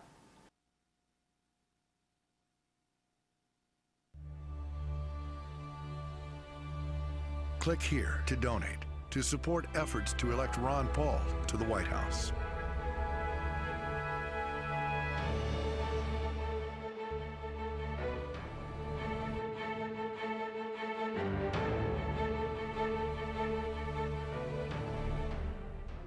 My name is Mike Bodiford. I'm from Summerville, South Carolina. I'm an Army veteran. I went to Iraq in 2004. Even though we went there for what we all thought was a good reason, that, everyone that followed us wasn't necessarily a terrorist. They hate us because we're there. And that, if you kill someone's brother or their father, either legitimately or illegitimately, they're going to hate you, and they're going to come back and try to kill you. And then when you kill them, it's just perpetual violence. And it never ends, and there's never a goal. We never went over there and said, once you take this city, it's over. And, year after year after year, and more of my friends died, and more money was spent, and there's never an end goal. And then finally, we're out now. with never a deciding battle, never a clear victory. It was just, okay, guys, you're finished. And it's very demoralizing, I think, to me and a lot of the people I served with, to know that your friends died and you don't really know why. You know, we went over there for WMDs and there's nothing there. And we haven't changed their culture. We haven't changed the way that they feel and think about us. If anything, they hate us more. And we've let, you know, it undermines our own national security. And it undermines our reputation around the world and undermines the morale of our military. And I think Ron Paul has the right idea when he says that just leave them alone. If they want to go over there and handle things the way they want to, let them. It doesn't bother us any. All we have to do is just leave them alone. If they want to kill each other, have at it. You're not affecting us at all. And why waste our money? Why waste our men? And why are Americans so easily expendable? You know, how come these other countries aren't going there and dying? You know, why does America always have to be the one that bears the brunt of all this? Why do we have to pay for it? Why do so many of us have to get killed and blown up?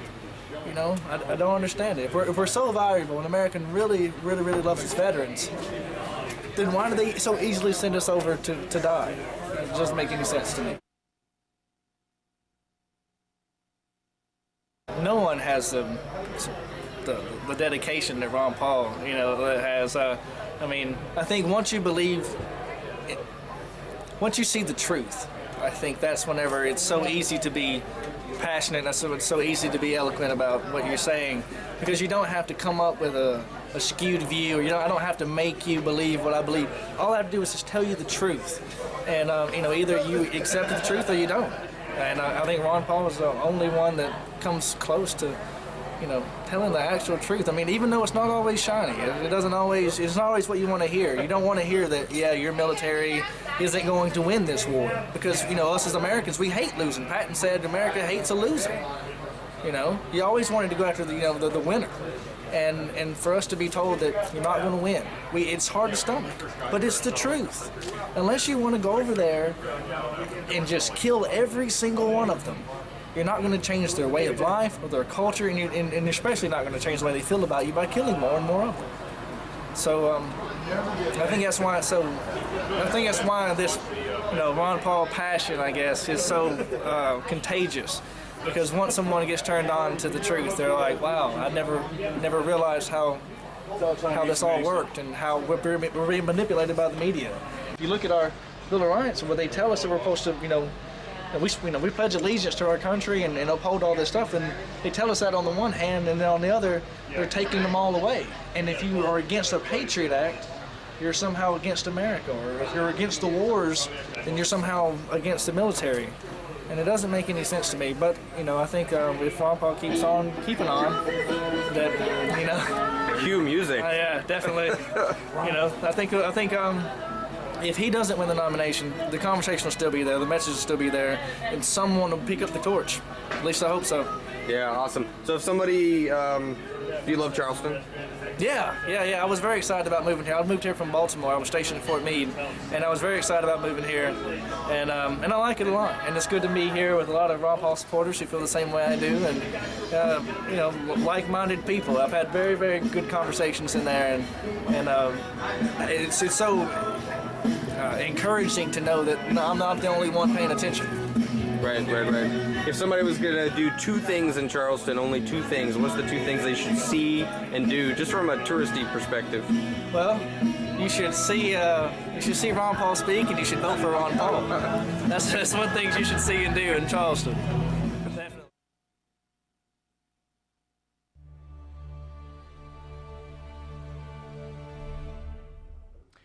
All right, you are watching the Florida primary returns on the Revolution PAC broadcast stream. Thanks to everyone who's tuning in and watching. We're getting great reports. People are tweeting in. Remember to use the hashtag #RevPAC.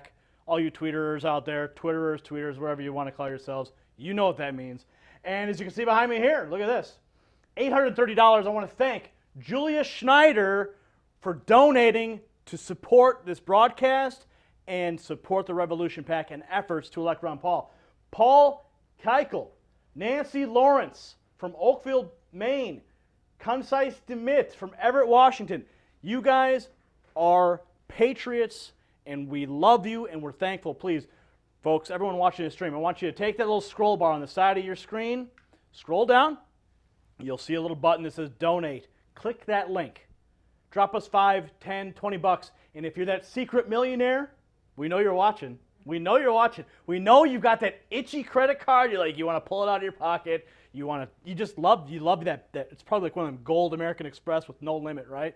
Just hit that right there on that donate button. Drop us $1 million, and let's win this election. This is your time. This is the time to win for Ron Paul. Super PACs, they're probably not going to be around for the next election cycle. So this is our opportunity. Unlimited donations. You can support this effort. Please do. Hit that donate button below. And let's take a look at some of those returns so far. If you can bring up the screen. Yep, looks like we're at 79.2% reporting. Romney, still in the lead with 46.9%. Gingrich, he's at 31.6. Santorum, 13.6. 16.9. But folks, please remember, I want you to remember something. The fourth place showing here in Florida doesn't mean anything. The media is hammering Paul, oh, he doesn't care about Florida, he doesn't care about Florida. Of course he cares about Florida. Okay? If he's running for president, he cares about America. That means he cares about Floridians. He cares about seniors. He cares about foreign policy. He cares about defense. Just because of 6.9% showing, on paper, yeah, people might think it doesn't reflect well. But there's a strategy. There is a strategy being employed right now. As I mentioned in my earlier segment, the Christian Science Monitor has already reported that Paul may very well pick up more delegates than Romney this week. Okay? And so there's a fourth place showing doesn't mean anything. What that means is that Paul is being fiscally responsible while the other candidates are in the horse race to try and get all the delegates for Florida. They're in the horse race spending millions of dollars. Their super PACs are dumping millions of dollars into Florida. Guess what? Second place gets nothing. So even if Newt Gingrich's benefactor from Las Vegas donates $10 million, he blows it all in Florida, it's for nothing because Gingrich gets 0 delegates in second place. All right? Remember that. Paul is a smart man. That's why he's spending his time elsewhere. He's spending his money elsewhere where he knows he can take the delegates away from Romney, away from Gingrich, and away from Santorum. You're watching the Revolution PAC live stream. Remember, hit that donate button below and hit that share button on the side of this browser so that we can spread the word, raise the money, and win this for Paul. Let's go back to Forrest. Well, thanks for coming back and joining us. Just a few things to highlight. Make sure you do donate to revolutionpac.com. If you are that millionaire, we will guarantee we will have no sound issues the next time around. We will guarantee that. So please dig in. And hey, if you want to return this sound money, we got to make Paul happen. So let's do it, folks. Let's make that happen. We apologize for the sound earlier, but we've got that fixed. We are going to be covering Nevada's coverage on Saturday, so tune in here to Nevada to watch us cover Nevada coverage. It's going to be huge. Now watch the mainstream story. Mitt's going to come out of Florida. Apparently he's going to win. Ron Paul will disappear, be blacked out, and he just may walk away with more delegates by the time the week is done. So tune in here on Saturday. Get your friends to do it. We'll try to raise money to get that word out. And my favorite interview of the night, a man I've really respected, Robin Kerner from the Blue Republican Movement, is going to be joining us in just a few short movements. For those of you that aren't familiar with the Blue Republican Movement, these are Democrats gone good. These are the guys that have come onto the Liberty side, and Robin was the guy behind it. I'm really excited to have him on here, get some questions and tweets. Fantastic. For any of you that haven't read his stuff in Huffington Post, I highly recommend you do it. Send it to your friends that consider themselves progressives, Democrats, Obama lovers, just plain lost, whatever. Robin's the guy. So we're going to have him here shortly. But I'm going to go back to the panel because we're not done with the Constitution. We raised some stuff, and I think the crux of one reason that so many people love Ron Paul, the violations of the Constitution. And the way I've always looked at it is that you go to a football game, a soccer game, there's rules. The field is this size, there's no offsides, there's no holding, whatever, right? And you follow those rules. That is the game. In midstream of the game, you all of a sudden don't change and say, okay, this is what we're going to do. But that is what's happened, and it's been slow, and everything the founders warned us against, that slow transition, slow laws. to where we're at now, where the Constitution really is just, seems to be more of a speed bump to get where they want to go. And the youth and everybody's waking up, and Ron's our messenger now, but it's a message. So let's go back to specific things today that we see that we really think. I know Jacob was bringing up some great examples of when we started getting on the TSA, and then I got all flustered because I've gone through flights. But what are some of the other things that they're, that we just clearly see are unconstitutional, or should be returned to the states? Well, I actually think another thing that's, a component of it, there's been a big argument recently about the NDAA. We'll touch a little bit on the NDAA. And what people say is, oh, this does not pertain to American people. And it's absolutely the contrary that the NDAA does. And it's pretty slick that the way they say it or they write it, it's definitely legal terms. It's definitely, I'm sure, Jacob, you have the same experience as me. You're an attorney. You see how attorneys, they argue words and stuff like that. But there's been a big movement where individuals are saying it has nothing to do with American people. In the NDAA provision, it's under 1021. The particular section is D, basically given presidential authority over American people. Afterwards, people go down to this subsection C, and they essentially say, oh, no. It says it's not construed to affect existing law or authorities relating to the detention of the United States citizens. But what have we found previously? The Patriot Act. That's what gives the president the authority. It doesn't deviate from any previous authority, and he gets that authority to detain American citizens under the Patriot Act, and we've seen this. And so people are so willing to give up these rights. They're so willing to deviate from the Constitution because they feel that they're getting protected. And you look at, how this is just an extended version of the Patriot Act, and even a horribly bad extended version. Maybe you could shed some light, with your experience or knowledge of the Constitution as well.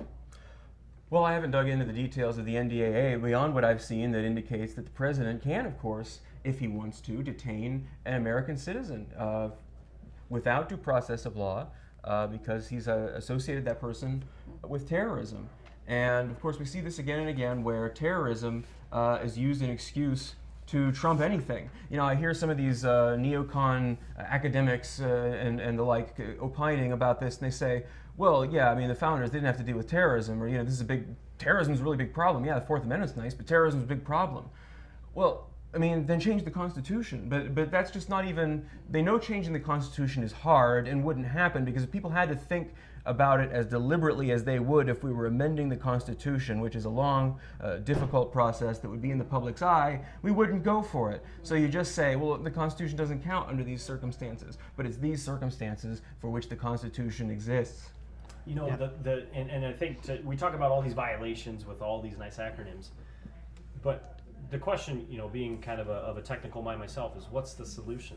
Because clearly voting hasn't fixed it, but is there something that could happen that could fix it? And I do believe there is something, and Tom Woods wrote a book about nullification, when states decide to take their rights back. When a state says, I've had enough. And whether it's Obamacare or whatever it is, and they say, and Rick Perry had a chance with the TSA when that came around, and he threw a lot of, it was almost a paper tiger at the end, saying, we're going to do this, and then the federal government, I think they threatened to withhold funds or something to do that. But at what point is a state really going to say, we do know what's best for our citizens. We are better off taking our resources and on a local level and doing it. What are your thoughts, Paul? It's best to ask the question, why are we so largely silent on all these bills being passed? Why are these types of conversations so rarely discussed? Most of what we see on the mainstream television is the results of the elections. And I think a lot of us are simply afraid of change. I think a lot of us realize how dangerous a lot of these policies are and how dangerous it is to be involved so much overseas, and just how disastrous our banking system is, because intuitively we realize that on an individual level we do need to save money, and that when government spends on an aggregate level, an aggregate is simply the sum total of individual decisions. So I think a lot of us, even though we may not understand these fancy terms that we hear on television about, banking and interest rates, which to most of us might seem complicated, I think we realize there's something wrong with that. And I think ultimately it's the public education system that teaches us to obey orders and to respect the supremacy of the state. And we begin almost to like the rules that we're confined into. And I think that's really really the deeper issue. Regardless of what states do, if we're not questioning authority, I don't think a lot of the Constitution really matters. Well, we're gonna have an excellent guest coming up here shortly, and I think his perspective is gonna, especially living in Illinois. For those of you out there watching us, I apologize. Yes, we did give you President Obama. It's, you know, Illinois. We're a very blue state, and a lot of the country felt that hope and change was going to come, and coming out of Bush, we understood that.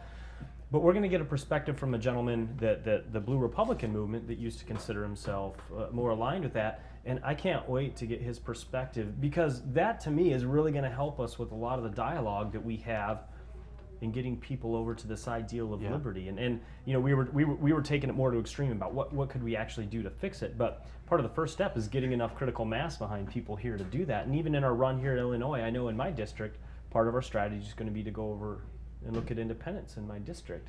A lot of people that might be disenfranchised with what they've seen, a president that was anti-war that really didn't follow up with that, and a number of other things, violations. Yeah, he's done a fantastic job juxtaposing the policies of Obama versus Bush, and the way he writes, and I've read several of his articles, he really puts side by side each of Obama's and Bush's policies and how identical they actually are, and he really exposes the whole anti-war movement and progressive movement for what they were, who didn't actually have any real values. They simply had some sort of attachment to Obama, but didn't necessarily care what he actually stood for, and here's proof when he's explained it.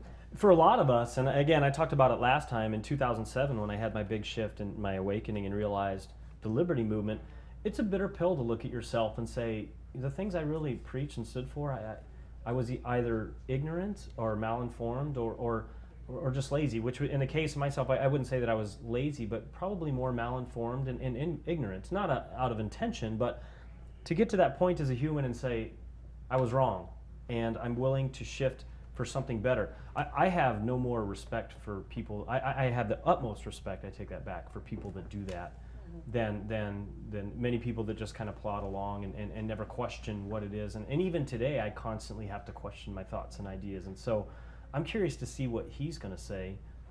His journey brought him to that movement, and what we could do to help engage that middle ground in the left that really has been out of it for a long time. And this whole Blue Republican movement is so intriguing because it's really the concept of, this is not so much, you know, that bipartisan, I'm a Republican, I'm a Democrat. It's really kind of this concept that it's like, we as Americans, you know, there's a vast majority that are upset with the foreign with the wars. There's a vast majority that are just tired of the economic system, the crony capitalism, you know, the corruption that's going on. And so that element of it is it's, you know, bipartisan. Both parties are, you know, sick of it, and they've just found a candidate, and that candidate's Ron Paul, that, you know, really kind of transitions away from all those things. For the Blue Republicans, some of them take a pill, you know, to come to the GOP side. And oftentimes when I watch the debates, I feel like I have to take a pill just to say I'm, you know, running as a delegate on a GOP platform, because some of the things that are being espoused by many of these GOP candidates is very frightening. And I don't want to align myself with some of that theory mentality, or what you would like to call it. Well, it should be embarrassing, especially the extreme anti-immigrant, anti-Muslim, anti-gay aspects of this. They get the huge cheers from these audiences. Anti-golden rule sentiment. We should be embarrassed and ashamed to be associated with people who do that sort of thing.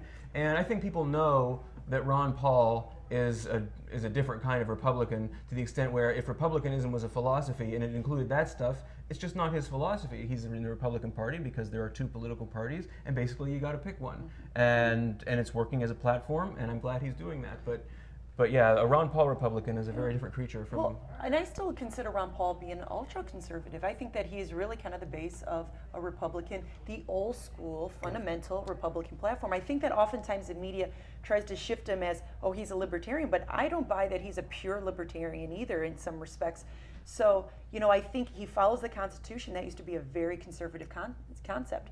He follows a very limited government, which was a very conservative concept. So, you know, oftentimes what I like to tell to the GOP base is, you know, as they try to push Ron Paul off and say, oh, he's not conservative, he's the most conservative candidate that's running on the GOP Yeah, side. there was recently some sort of survey, I think, or some article a political science professor wrote about Ron Paul, ranking him as the most conservative member of Congress, and it's really helped redefining what it means to be conservative or liberal, because a lot of people place Obama, or excuse me, Ron Paul to the left of Obama. But at least people like Bill Maher, mainstream liberal pundits, I don't know if I'd quite call him a pundit, described his own audience as brainwashed liberals.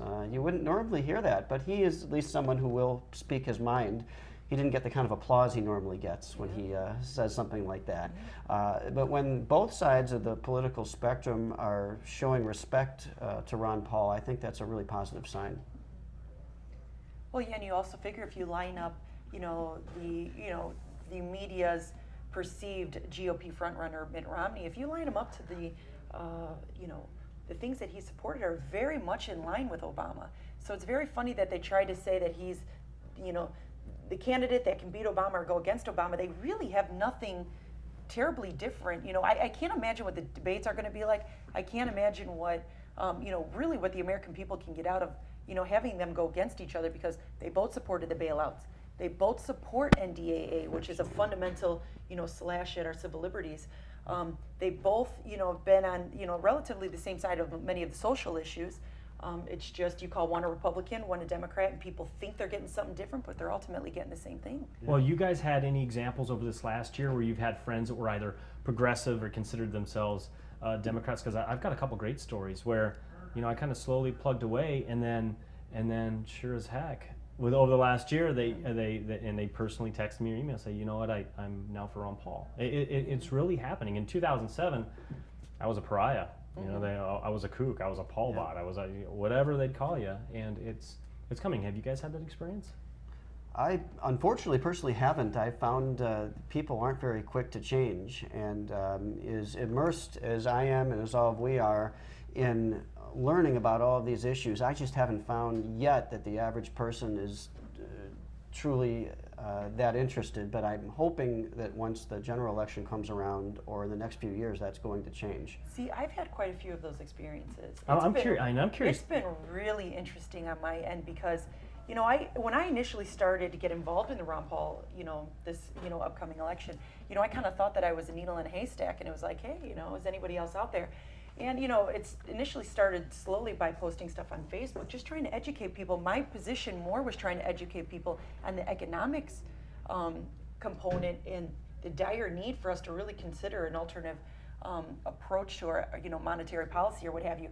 And I've had a couple of friends, one in particular that had messaged me saying, I really was researching your page. You did a great job standing for Ron Paul, because I really was trying to combat everything that you had said, all the videos you had put up, and I did my research and now I'm converted. And it was kind of this great, just such a cute, and at the end of the day, it was like, and I live in a city that's heavily Democrat. I've seen a big influx, of individuals looking at Ron Paul. They're tired of the corruption, and they see that this guy is speaking the truth. And well, I'm curious, going out to the Twitter feed, to the folks out there watching the show, have you guys had examples over this last year in which you've had some conversions and had some people come over from the Democrat or progressive side to the Liberty side? I'm going to guess that they probably haven't. How many of them were former Democrats that had come over?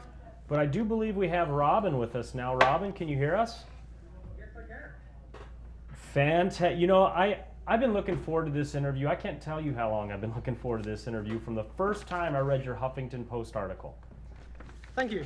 It's a tremendous honor to have you here, and actually we're gonna spend as much time as you would like, because I think your position and what you've done has really tapped into an underground current that America, a large part of America, needed. And my first question has to be to you, how did you ever come over to the Liberty side? I've got asked that more and more, and my memory is a little faint, but I'm quite new to it. I would say no more than 3 years. And I actually am pretty sure that one of the people who was most responsible for it was one of the guests you had on earlier today, Peter Schiff. Before I came to any of this, I set up a website called watchingamerica.com, where I'm translating foreign news and views about the US from all over the world. And after doing that for some years, I had the idea of writing a book in that spirit, and I was researching that book. And when I was researching the book, I think I came across Peter Schiff on a YouTube video, and he said he was a guy talking about economics in a way that I could actually follow. It made sense, you know, for the first time ever. Economics doesn't have to be that esoteric and weird and random. So he mentioned this thing called Austrian economics, and so I called a friend of mine who runs a Liberty non-profit based out of Arizona, and I said, I think this is the stuff you've been talking about for years. What do I need to read? I'm interested. And I think the first thing he sent me off to read was Hayek and Road to Serfdom, and then the rest is history. Robin, so we had just posed to many of our viewers a moment ago what they would do if Ron Paul's not the GOP candidate or of choice. You know, it seems like you had essentially been disenfranchised with, you know, the Democratic Party, that you've considered for the 1 year to, you know, jump on the Ron Paul side as a strategic move to vote in a candidate that, you know, espouses a lot of what your thoughts are. But if Ron Paul's not the GOP candidate, what do you do as a blue Republican? Do you go back to supporting Obama, or, you know, where do you go at that point? I don't. I mean, obviously, I think that the mainstream of both parties are antithetical to what Ron Paul stands for and what I stand for. So based on principle, I certainly couldn't go back to Obama. I think, you know, my political views have matured over the last few years. So look, I see the mainstream of the Democrats and the mainstream of the Republicans as essentially agreeing on most of what matters, if not all of what matters. So the difference between them, the apparent opposition, is just that. It's apparent. It's more of an illusion. Ron Paul is calling the things that, if you like, the presuppositions of the system, to quote a famous lefty Noam Chomsky. The presuppositions of the system are all the things that the Republicans don't disagree about, that all the things that they assume implicitly. Sometimes they don't even know they're assuming. And they're all the things that are wrong with this country. So, and Ron Paul's the only guy who is calling them out, and has been calling them out humbly for 30 years.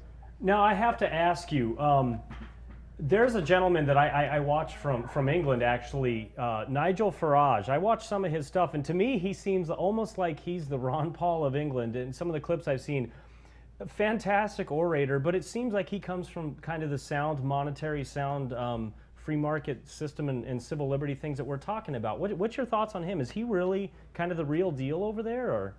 I love Farage, just like I love Dan Hannan. You've got to understand that there really isn't a libertarian spirit in the UK.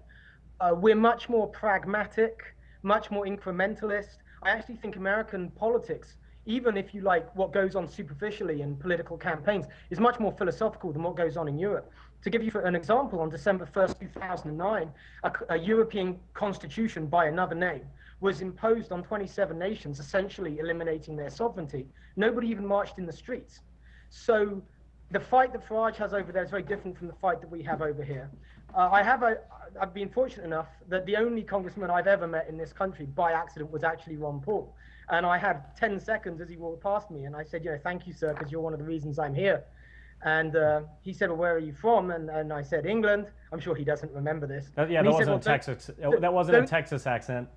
No, that's right. And it definitely wasn't a Texas accent.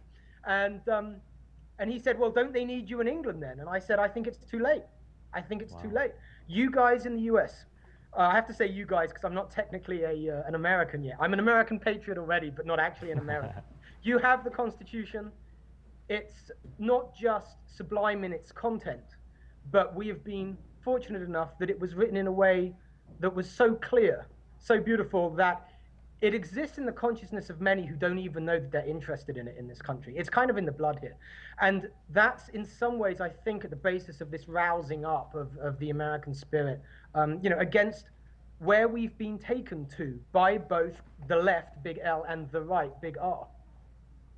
Oh, I totally agree. Now, I would be curious out in the Twitter world here, if they have any questions, we'd like to ask them too. I mean, I could take all night and talk to you, because here in Illinois, and you're from Seattle right now, correct? You're up in Seattle?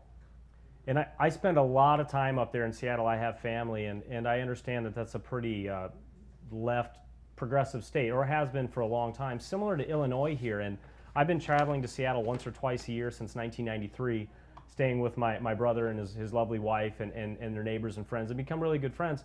And they're all relatively progressive, and I love them dearly. But you know, our Christmas conversations always come down to some pretty fascinating talks, and I'm kind of that free market, liberty weird guy in the corner up there. And I'm just wondering, have you found inroads up there in that area?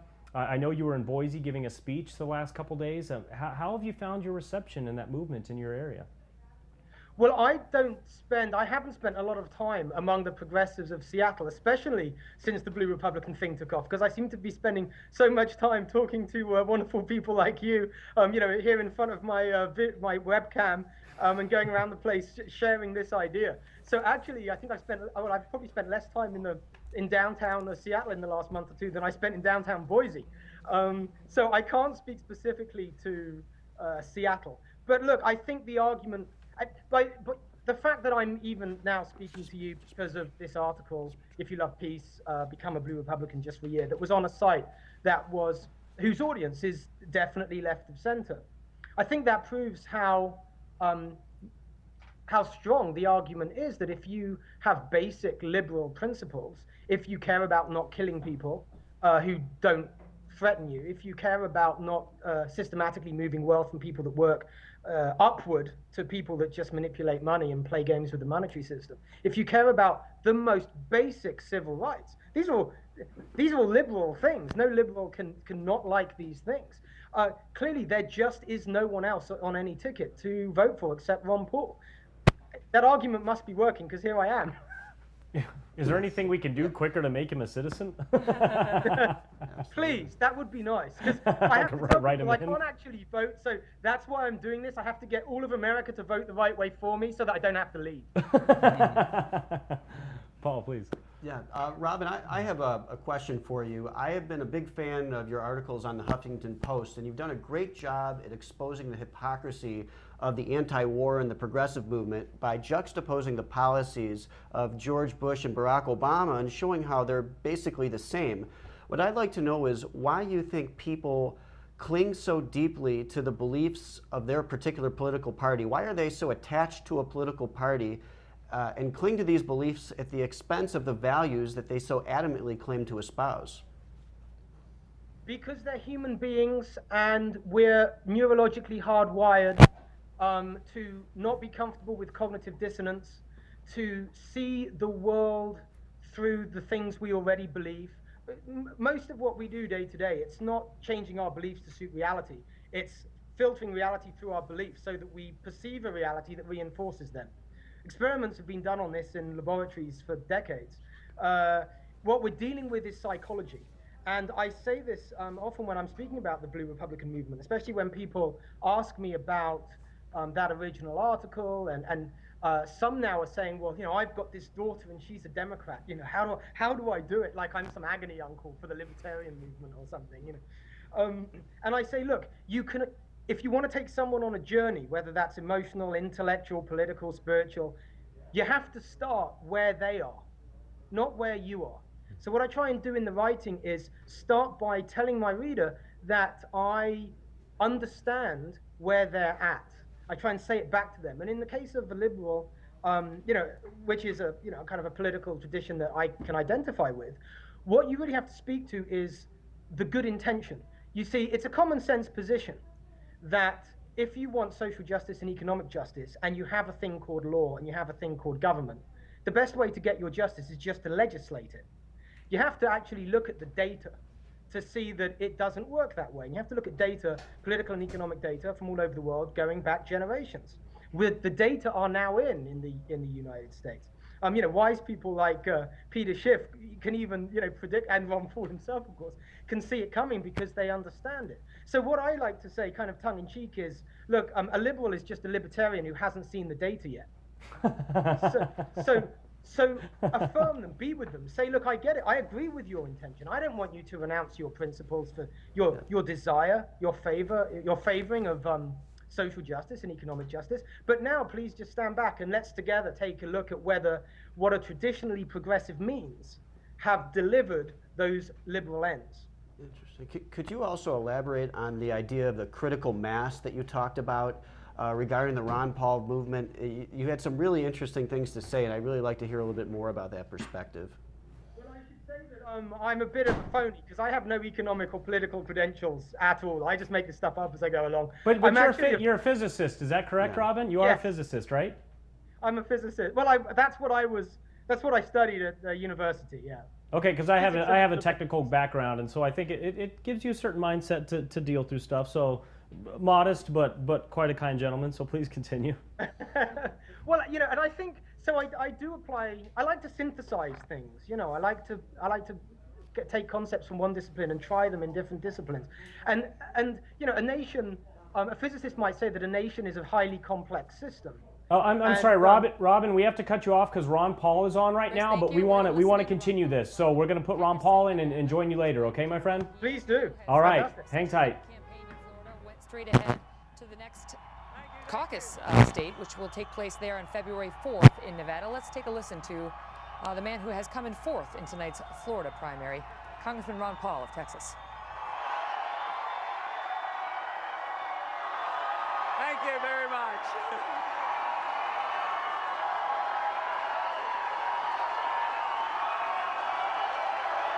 Thank you.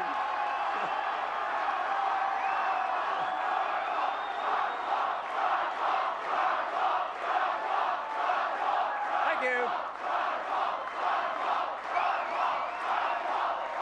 Thank you very much. Thank you.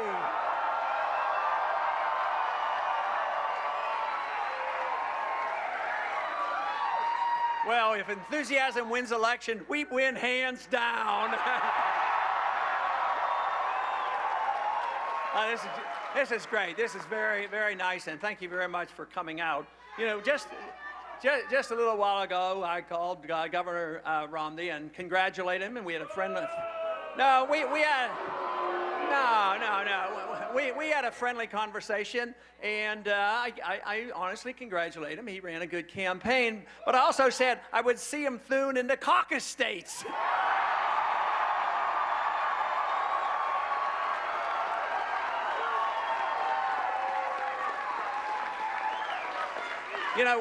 We've been having a fantastic trip, and not too long ago, a few days ago, we were up in Maine. Fantastic reception up in Maine. Today we had 3 visits in Colorado, and they were fantastic. We visited with, and we probably had attendance well over 5,000 today in Colorado. It looks like we have a few hundred here tonight, to say the least. 1,000 people.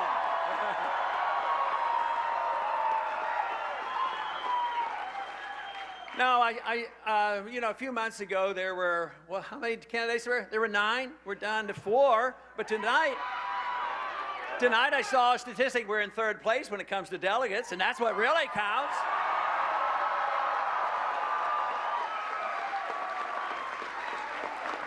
And we've only gotten started. Now the counting really occurs.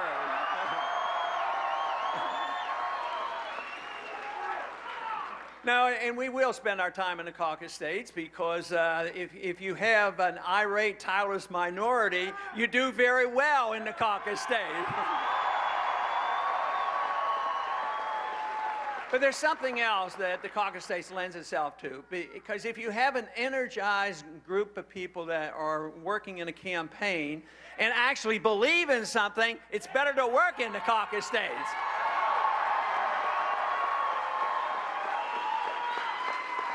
This is what's been so fantastic with the campaign. I've been doing a little bit of campaigning for liberty for a long time.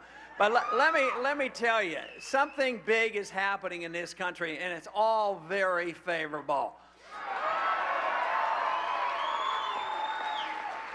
There's a mess up in Washington. They've created a mess. They've given us a lousy foreign policy. They've given us a lousy budget, and they've given us a lousy recession. But where the wonderful thing is happening is in the grassroots. People are beginning to realize that the problem is too much government. We need more personal liberty.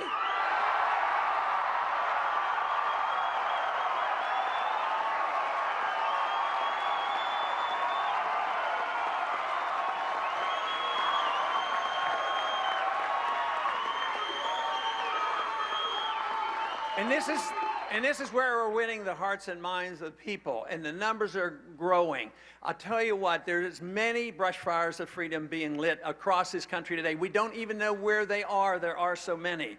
But it is being translated into great enthusiasm and change, the change that we need. We don't need to have more government. We need to get rid of some of the ornery process of the government. We, for instance, don't you think it's about time we had a new monetary policy?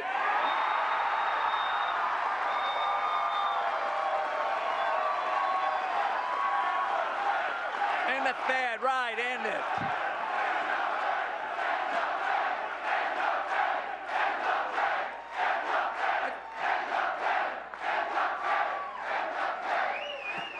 And would we have to invent something new? All we'd have to do is read the Constitution. They tell us exactly what we're supposed to have. Now, what about a foreign policy? We need a foreign policy, but do we have to invent it? No, all we have to do is read the Constitution. We need a strong national defense. We don't need to be the policeman of the world. And very simply, we should reject and not get engaged in any more wars that aren't declared properly and supported by the people.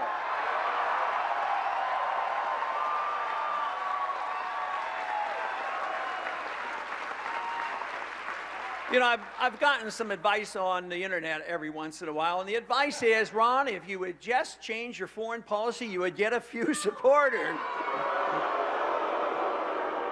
If they only knew that the support for the freedom movement comes with a sound economic and a sound foreign policy that makes sense.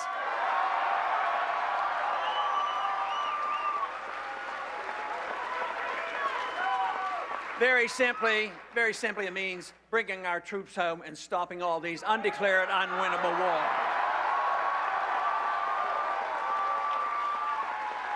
Now, what would this do for our economy? I'd like to see all the troops spending their money here at home and not going over there.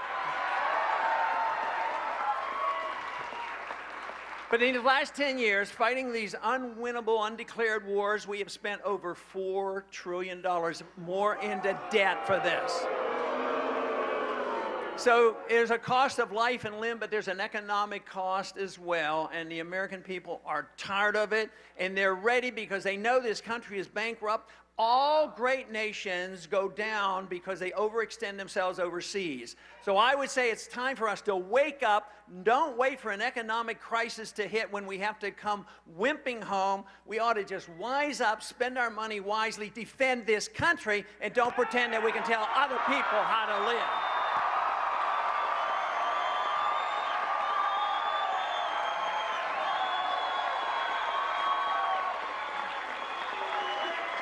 The greatest danger when we accept the notion that the government's supposed to take care of us from cradle to grave and we're supposed to be the policemen of the world is that ultimately is done at the expense of personal liberty. The purpose of all government should be the protection of individual liberty for each and every one of us.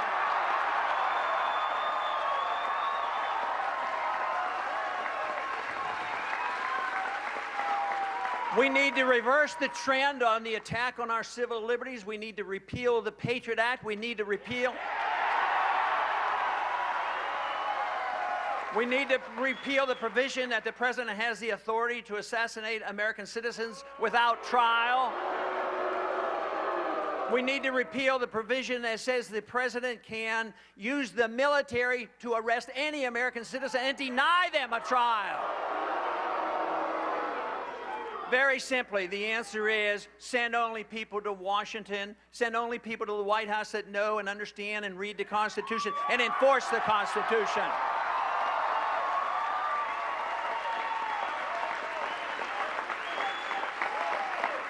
And then we would have the full understanding how you have a peaceful, thriving nation is you enforce the concept of liberty. Enforce the liberty for each and every one of us equally. This brings people together because people will use their liberty in different manners, but we don't have to fight over how they use their liberty as long as they assume responsibility for themselves and the consequences of all their actions.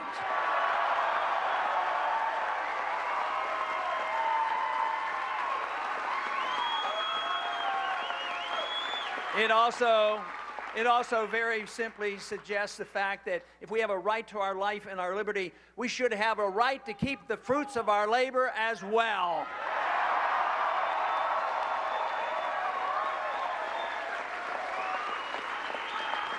So we don't have to reinvent something. We can improve on our past, but we had a great past. We had a great Constitution. We had a great middle class, the richest and the biggest middle class ever, and we've undermined it with excessive spending, excessive taxation, a monetary system that is flawed, and a foreign policy is flawed. So all we have to do is return to our roots, and in a short time, we could have our peace and our prosperity and our reliance on ourselves with our personal liberty.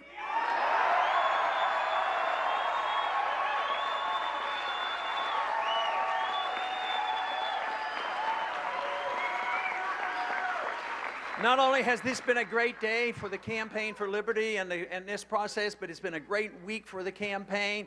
And believe me, it's been a great past 4 years, because 5, 6, or 7 years ago, they really didn't know exactly what was happening. But with the crisis that hit, both the economic crisis that we had 4 years ago, the realization of the significance of our Federal Reserve System, as well as our flawed foreign policy, the people know about it. They're awakening to this. They're listening to this message. It's up to us to do something about it.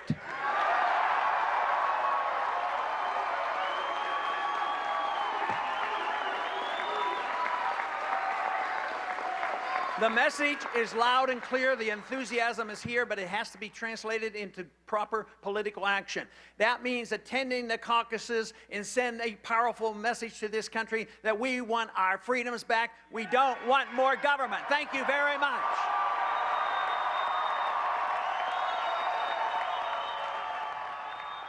A fired up Ron Paul, despite a 4th place finish in the Florida primary. Nonetheless, Congressman Paul looking ahead.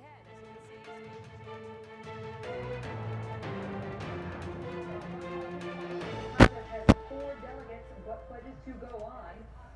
He has said before he will go all the way to the convention. All right. Well, thanks for joining us back at RevPAC. Joining us, Robin Kerner from the Blue Republican Movement. Robin, we have another interview coming up here in about 5 minutes, but what I want to do is, if you're available, we'll finish off your thoughts, because we had to cut you midstream for Ron Paul. But what I'd like to do is invite you to come out and speak with us again this Saturday and have you interviewed while we're covering the Nevada caucus. Would you be available to do that? I can't hear you because I can still hear the audio from the show you had with Ron Paul on.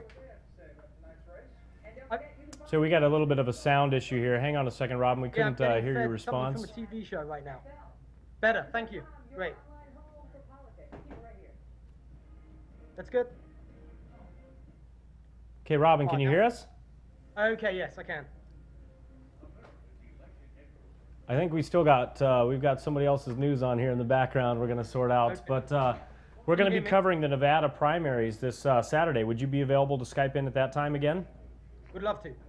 Fantastic. We got a couple minutes, so we'd like to finish up with some of your thoughts and from what we were discussing before about your movement in Seattle and so forth. So anything you'd like to finish off and tell our audience? Oh goodness! About what? That's a big one. I know it's a big one. we were talking about the phase change, right? So this idea that the nation's a complex system and big changes happen unpredictably. Change isn't linear. It's never linear. It happens unpredictably, and there is more and more in place now for one of those once every few generations kind of changes to happen in this country.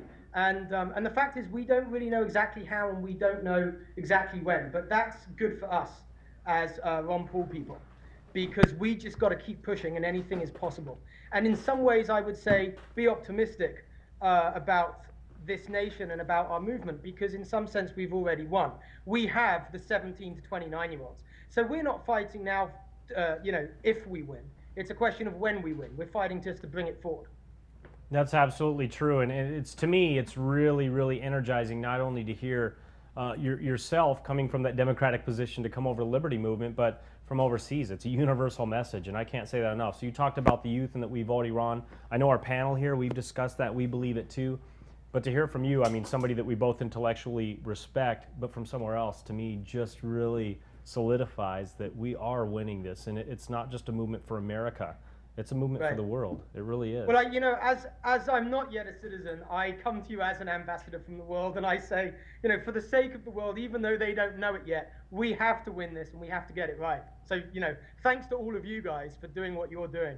Well, and thank you, and we can't wait to have you back on Saturday to cover the Nevada primary. So, Robin, a tremendous pleasure. Thank you for joining us, and we look forward to chatting with you soon. So, you My take care. pleasure too. All right, thanks. I look forward to it. Thank Great. you. All right, Robin Kerner. I've been looking forward to talking to that guy for a long time, and you know, his articles are, for any of the readers out there, our viewers right now, if you get a chance, do yourself a favor and read some of his work, and maybe share that with some friends. Yeah, he has a really interesting background too. I don't remember if it said a physics background or it sounds like he's been involved in multiple different areas, and his articles are just as much about psychology as they are about politics, and I think that really draws a lot of readers in and makes us much more engaged in a conversation than we are about those typical political articles that we hear from many of the mainstream media. Oh, absolutely. I mean, his intellect is clear, and his thought process in that, it's pretty energizing to me and pretty engaging. But to come around to that movement, the liberty movement, from the perspective, I know we all fight it here and so forth, and it's difficult. So I think we're about ready to queue up with our next guest. We got some boots on the ground. We got boots on the ground time. Boots on the ground. Can you hear us? Yes, I can. So, did you all get to watch Ron Paul's speech? Yeah, we just finished watching Ron Paul's enthusiastic speech here, and I want to say that translated enthusiasm on the ground. Lots of cheering, lots of clapping, the occasional boo. Yeah, we caught that. We were just amongst the panel ourselves. We were talking about how energetic Ron Paul seems. I mean, he really is on fire, and I've noticed that in his speech patterns. You can see that he's feeding off the energy of that movement and of the youth and the passion of everybody showing up that really believe in these principles. It's fantastic. Absolutely, and I think it's really good because I think expecting to do very well in the caucus states. South Carolina and Florida, these last two primaries, you know, Ron Paul didn't poll very well. He didn't place very well. And, you know, so they've been really kind of eschewing placing any emphasis on those results. But in the caucus states, they're expected to do very, very well. Yeah, and there were articles. There's articles this week that are suggesting that, believe it or not, in these caucus states, he'll probably walk away with more delegates than either Gingrich, Santorum, and perhaps even Romney coming up. And so he kind of alluded it tonight when he was talking to Mitt Romney to congratulate him for his finish, but said, I'll see you in the caucus states. And that's where the passion of Ron Paul lies. Absolutely. Now, do you have anybody there that wants to share some thoughts about their feelings in Florida and following up Ron Paul? Who wants to talk on camera? I see a lot of signs. I see a lot of signs. Yeah, a lot of signs. Bring the passion forward. We got someone coming up. All right.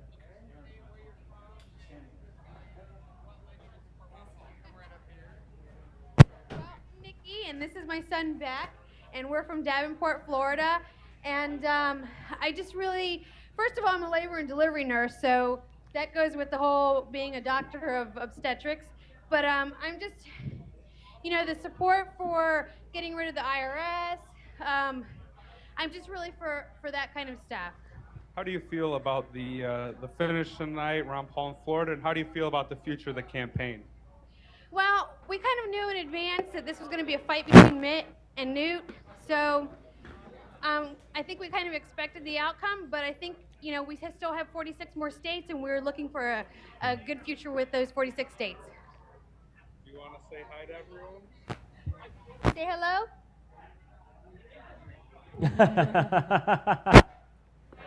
A future Ron Paul Liberty fan in the making, I can see. That's fantastic. Quite a few of those here. All right. Well, thanks a lot for giving us an update there in Florida. We really appreciate it. And we'll chat with you guys next. So take care. Thank you. All right.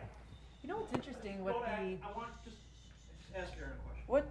what I find is very interesting with the individual, the young lady that you just talked to, is you know, her position on, you know, the IRS and how much Ron Paul essentially really help us, you know, help the middle class and the poor people during, you know, hard economic times. So it's very interesting to you know, have that perspective from a young lady, especially after, you know, Obama gave a State of the Union espousing that he's going to help the poor. So. Now, does Aaron think that the people on the ground there, like, even though that it's not a direct win, obviously it's not a win in Florida, how's the feeling of the people there? Are they still really energized as to what's going to happen next?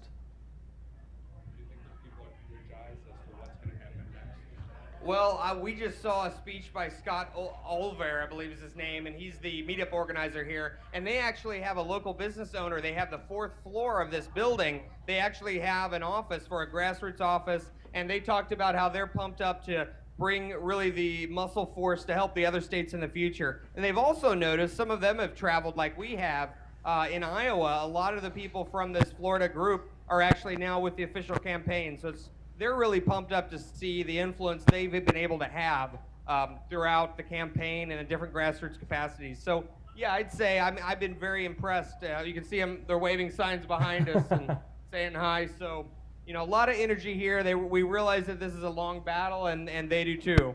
Now, what local states close to Florida do you think that you guys could really have an impact on? What, you know, the ground in Florida and the passion there that might be able to? I know in Illinois, a lot of us have gone to either Iowa or.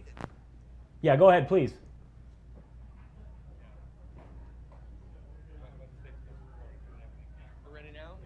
Well, they, you know, through the, I guess the phone from home program, they're going to have an impact on any state where that's hooked up to, and that's what they were talking about, where they're already ramped up for getting right on the phones for Nevada and other places. So, you know, they travel as well, but I think the main thing is the phone from home program that they can do. That's fantastic. Well, thank you guys very much, and we're going to catch up with you here shortly. So thanks a lot, guys. All right. Yeah. Similar to Illinois. We end up having to fight our states off to the side sometimes because it's a tough haul here. I mean, we're doing what we can in our districts to get that nomination, but for us to go to Wisconsin or, you know, Ohio's a big swing state. Iowa, I mean, we got a long game ahead of us. It's going to be tough. Yeah, absolutely. It's great to see that list of states with all the delegates, so we know exactly what to focus on, especially the most delegate-rich states. Absolutely. Yeah, we have, and I don't think we've actually covered it tonight. Do we have, so for those that are watching here, the states and the caucus and the primaries that are coming up, obviously we just finished Florida. February 4th, this coming Saturday, we are going to be covering that. That's Nevada, but also that's Maine. That's the week of Maine. That's a full week of caucusing in Maine that Ron Paul, you know, like I was saying, the articles are really big. Nevada, there's a lot of rumbling coming out of there. They've got strong game. Colorado's also on the 4th. Minnesota on the 7th. I mean, this is big. So since Nevada's next, what's your guys' take on, you know, how things are going to look there? There's a big, there's a solid Mormon base there. You know, certainly, you know, an element of that'll probably go to Mitt Romney, but you know, there's also a very big Hispanic community there, and you know, there's some thoughts that might go, you know, lean towards Ron Paul. What's your guys' thoughts on that? Well, you know, from what I've been reading this week, it seems like the message, I was just reading an article that was mentioning that there are a lot of Mormons that actually really support Ron Paul because of his constitutional stance. You know, they're very conservative and very family-oriented, and Ron Paul's a champion of both those. You can't get a better family man or a stronger defender of the Constitution, and so there was an article this week that would suggest that his passion and the following there is strong. I personally have a couple of really close Mormon friends that really great friends, and they're big Ron Paul advocates. They really, and we've had talks about Mitt Romney and Ron Paul, and obviously they like both, but they lean with Ron Paul. Yeah, you know, and it's very interesting, their concept of, you know, historically the Mormons, you know, feel that they've been, you know, abused or persecuted in some portions of the history. So with Ron Paul's stance on the Constitution, the freedom of religion, I think that could resonate pretty well. And individual sovereignty and respect for the. I think it would resonate very well with, you know, some of the Mormon. I think so too. That one's going to be interesting to shake out. What are your thoughts? Not to mention, Nevada is very much an anti-tax state and a very conservative state in general, very individualistic, kind of the state that wants to be left alone. I mean, even Harry Reid criticized Barack Obama for making some comment about not wanting people to gamble away their money in Vegas. Oh, I mean, Harry Reid actually, you know, defending Las Vegas and the right of people there to do what they want because, of course, that's his state. But I mean, I think for that reason, Ron Paul might do fairly well in Nevada. You even just figure Maine. Maine has, I think, ultimately 20 to 24 delegates that come out of Maine. Which is really half of, you know, what's coming out of Florida today. So it'll be really interesting to see how that shakes out. Yeah, absolutely. You know. In Nevada, it looks like there's 28, I believe, 28 delegates 36 Colorado, Minnesota 40. Big numbers. I mean, the thing to take away is that's big numbers where he's got game, and it seems like Santorum's trying to follow him in his path. But as you can see, the crowds everywhere he goes, he's pulling in 12. He was in Colorado, and I was looking at an article this morning. It was 1,200 people that showed up. I think it was Colorado. Was it this morning? It was ginormous. I mean, just amazing. So I guess we're not surprised. The response also in Maine. You know, the caucus numbers in Maine are relatively low if you look back at the 2008. So, I mean, just for over 1,000 people on 3 different, locations in Maine to come out and support Ron Paul or hear him speak, I think it's huge. I think it's a huge message for the Ron Paul campaign. So that's probably why, it's always so exciting, because oftentimes a day like this, you feel a little deflated when, even though we understand the whole strategic movement through the campaign, but, to get Ron Paul out there and he's so excited, Yeah, pumps everybody up. It really does. I can't help but think over 30 years for him, to be, fighting all these issues, and nobody hears them, nobody's listening, he's still doing it. How it's got to be so wonderful for him at this juncture, to have all the support, all these people coming out. It's just kind of like his message is finally shown through. And you know what I think the big question? What the big question this week? I really think this is the big question of the week. How's the media going to respond over the next week in the next caucus? So let's do some hypotheticals. Let's assume that Ron does well and collects a fair amount of delegates in these states. Honestly, what do you think the media response is going to be? The mainstream media. I know what we would say. I believe they'll probably ignore him, as they always have. I don't know if it'll be that much different. It might be an afterthought or a side story. And by the way, Ron Paul has collected more delegates this week than the other candidates, but that doesn't matter because he's not going to win. I think you'll hear it's a fluke. Caucuses don't really matter like primaries matter. They're just a weird thing. They're increasingly irrelevant. Don't pay attention to the caucuses. You'll also hear, if he wins Nevada, hey, did you know Ron Paul got money from some guy who owns a brothel? And they'll turn that into the whole story about Ron Paul in Nevada. If there is one, will be focused on that, and it'll be let's all laugh at the crazy Nevadans and their weird prostitution and stuff like that. Of course they'd go for Ron Paul. Let's move on to the serious states, please. That's what they're going to say. Well, they're going to be running out of states to say they don't count. I mean, Iowa didn't count, Nevada wouldn't count. For every state he wins, it's not going to count. Ernie, Mr. Hancock, can you hear us?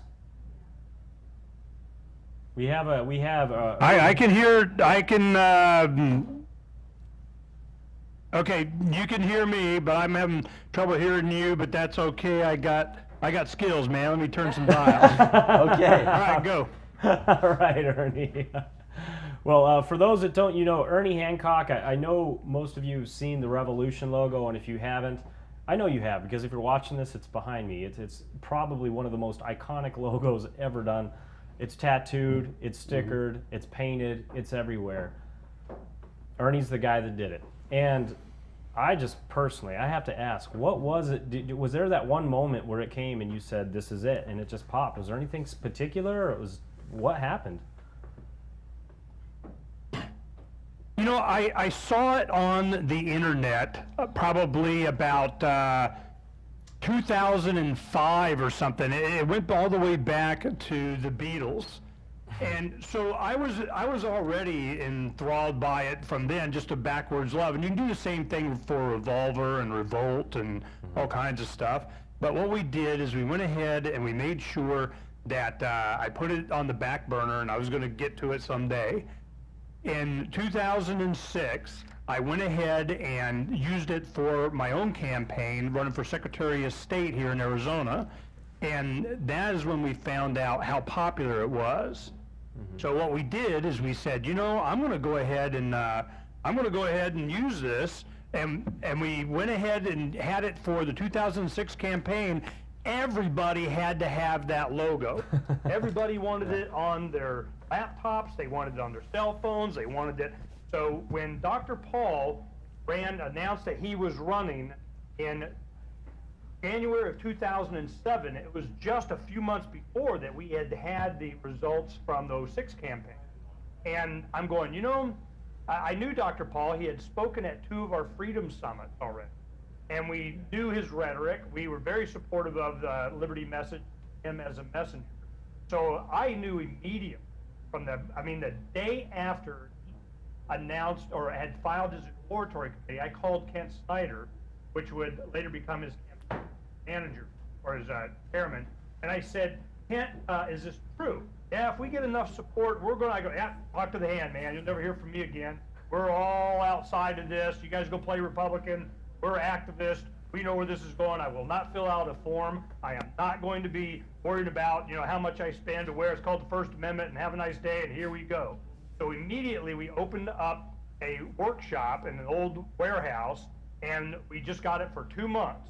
And what we did is we took and we started mass producing Ron Paul Revolution signs and sending them to all my libertarian activist friends around the country, asking them to just put them in creative places, take video, and send me video. They did. It went stupid. And we just, it happened that was South Carolina debate was the first time Granny Warriors asked for us to send them some. That hit Fox News. There you go. The rest is history. We knew that was going to happen because of his rhetoric. We knew the message, and that he had such a long, long history of not compromising on this message. It's never happened. I've been waiting my entire life. I was waiting when I was younger than you guys for this to happen. And when it did, I'm going, oh yeah, baby, we're all in. And when we heard him last week, when he was on CNN talking to Candy Crowley, he kind of hinted that, yeah, we might go to the convention, we might be staying there, we're going all the way kind of thing. And the second I hear that, you're going to see Ernie all in again. And we're having fun doing Freedom's Phoenix in the show, and we're facilitating, supporting a lot of the activists. But I tell you, he says he's going all the way to the convention. I hit the road in the RV, and we're going to be real buttheads about this thing. So you want to see, Revolution 2.0 with Ernie in it, you go ahead and have him say it. He has to say it. Yes, I am going to the convention.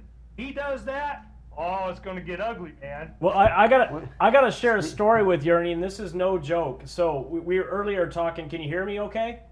Can you hear me? Yeah. Can you hear me? You got me, Ernie? Hello, Ernie? Lose Ernie? We lose Ernie? Yeah, I got you. There's a big delay, though. Oh, I'm sorry. Well, hey, I'm just going to share a real quick story with you, and this is no joke. In 2007, I was driving to work early morning, and above a freeway overpass, right before I get off my exit to go to work, is this sign, Ron Paul Revolution, for his 2008 election. And I asked myself, this is no joke, this is how I came into the Liberty Movement. It was your sign, one of your signs. And I said, who's Ron Paul? I went into work that morning and I Googled him, went on Wikipedia, and it said, hey, the 14th Congressional District congressman, wrote these books. And that day I remembered I went on Amazon and I bought his book, The Revolution. And from that day forward, after I bought The Revolution, he has a bibliography in the back. And that one moment, that one day, saying, who is Ron Paul, from one of those signs with the Revolution logo, changed the path of my life. And so you just never know those things that are going to make that happen. And that was my moment. That was it.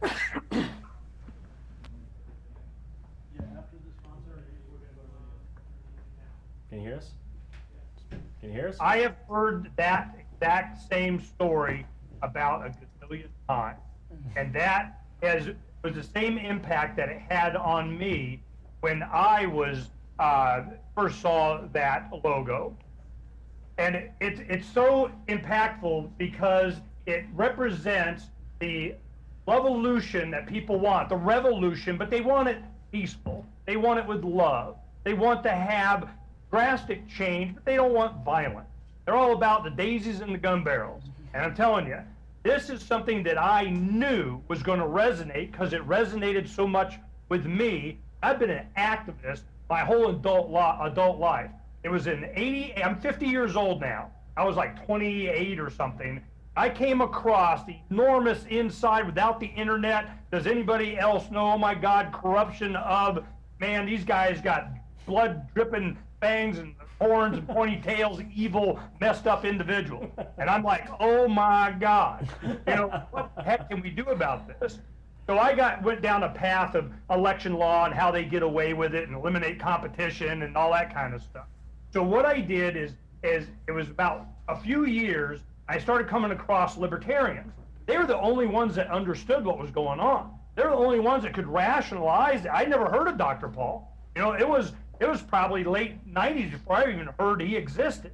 But what happened was he was one of the few people, I mean, I can count them on one hand, that I knew up until that time that did not compromise. They understood the end game. They already know where this goes. Down at the end of this road, you already know. It's like in the Matrix, when he opens the door in the rain and he's going to leave, and they go, hey, you don't want to go. You know where that road is. You know where that leads. Yes, so does Dr. Paul. So do a lot of us. And when you saw that sign, and you Googled him, and you understood what he represented, and you understood the rest of your life is going to be impacted, not just by this philosophy, but by the people that embrace it. You start to have different relationships. You start to network. You start to, look at things in a totally different, you start to value things differently.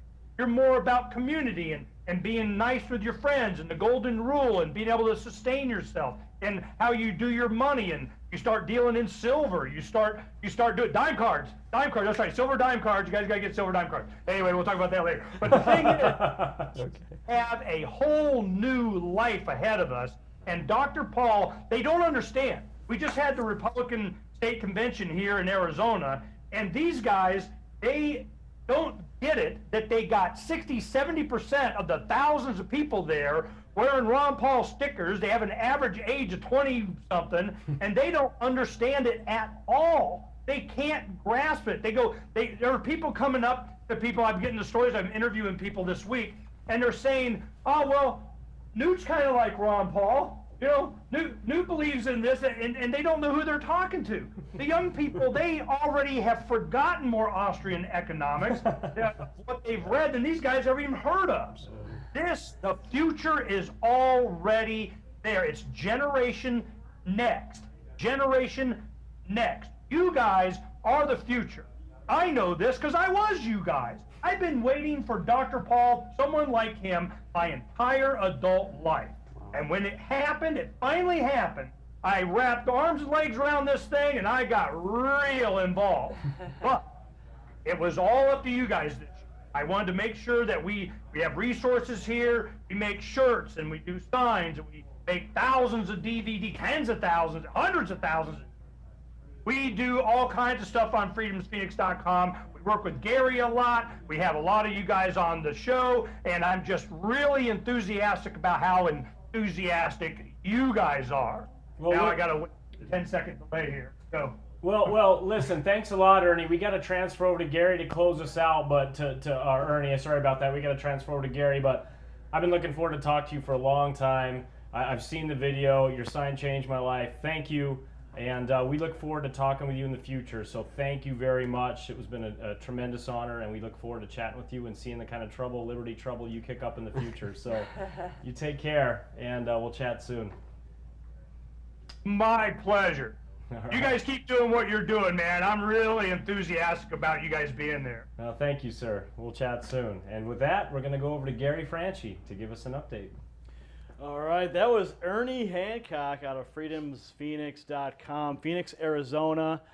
That man is a legend, and I was proud to share the stage with him in Washington, D.C. in 2008 when the good doctor came. And we spoke together. We emceed the Revolution March. 15,000 patriots came out to honor the man, to honor the mission, and to honor the message of freedom, just like you're doing today here by watching this stream, by sharing this stream, and by donating. As you can see here, so far we've raised $1,276. And Carmen Calderon from Corpus Christi, Texas, we want to say thank you. You are one of the founding patriots of this stream and of the Revolution PAC. Brian Barrett, another one. Kurt Brown, you guys are making it possible. I want you, everyone, to do a couple things here. Scroll down that screen, hit that donate button, and help us to get to the next broadcast so we can continue spreading the message. As Dr. Paul says, freedom is popular. The message spreads like a virus. And what you're doing by donating to this effort is allowing us to perpetuate and grow the message. We have a full-service television studio here that is dedicated to freedom and dedicated to liberty. So as you can see just above me here, Ron Paul 7%, Mitt Romney 47, Newt Gingrich 32, Rick Santorum 13. Don't let your heart be troubled, because there are more states ahead. The road is not over with. There's a long road ahead. And we're going to keep marching forward. We're going to keep spreading the message of freedom, keep spreading the message of liberty with your help. So I want to thank somebody else who made this broadcast possible. That is the AmericanWildFoods.com. We got a sponsor. Can you believe it? After our first broadcast, the phone started ringing, and we got a sponsor for this broadcast. So we want to thank AmericanWildFoods.com. You can see the products there. Support them, because they support this show just like you do by watching and sharing it. And stay tuned, because guess what? We're only going to grow this. This is just the beginning. As you know, we started out a little rocky. Of course, some people couldn't hear me because the microphones weren't all mixed correctly, and we had a couple issues. And hey, look, it's like riding a bike. Some people don't forget, but some people have a little hard time getting on it and getting that momentum. But when the momentum picks up, we keep going, we build up speed, and we go faster. So this is only our second broadcast. There's more to come, and with your help, we're going to keep moving forward and spreading Paul's message, the message of freedom and liberty. Thanks again for joining us on this broadcast. We'll see you next week.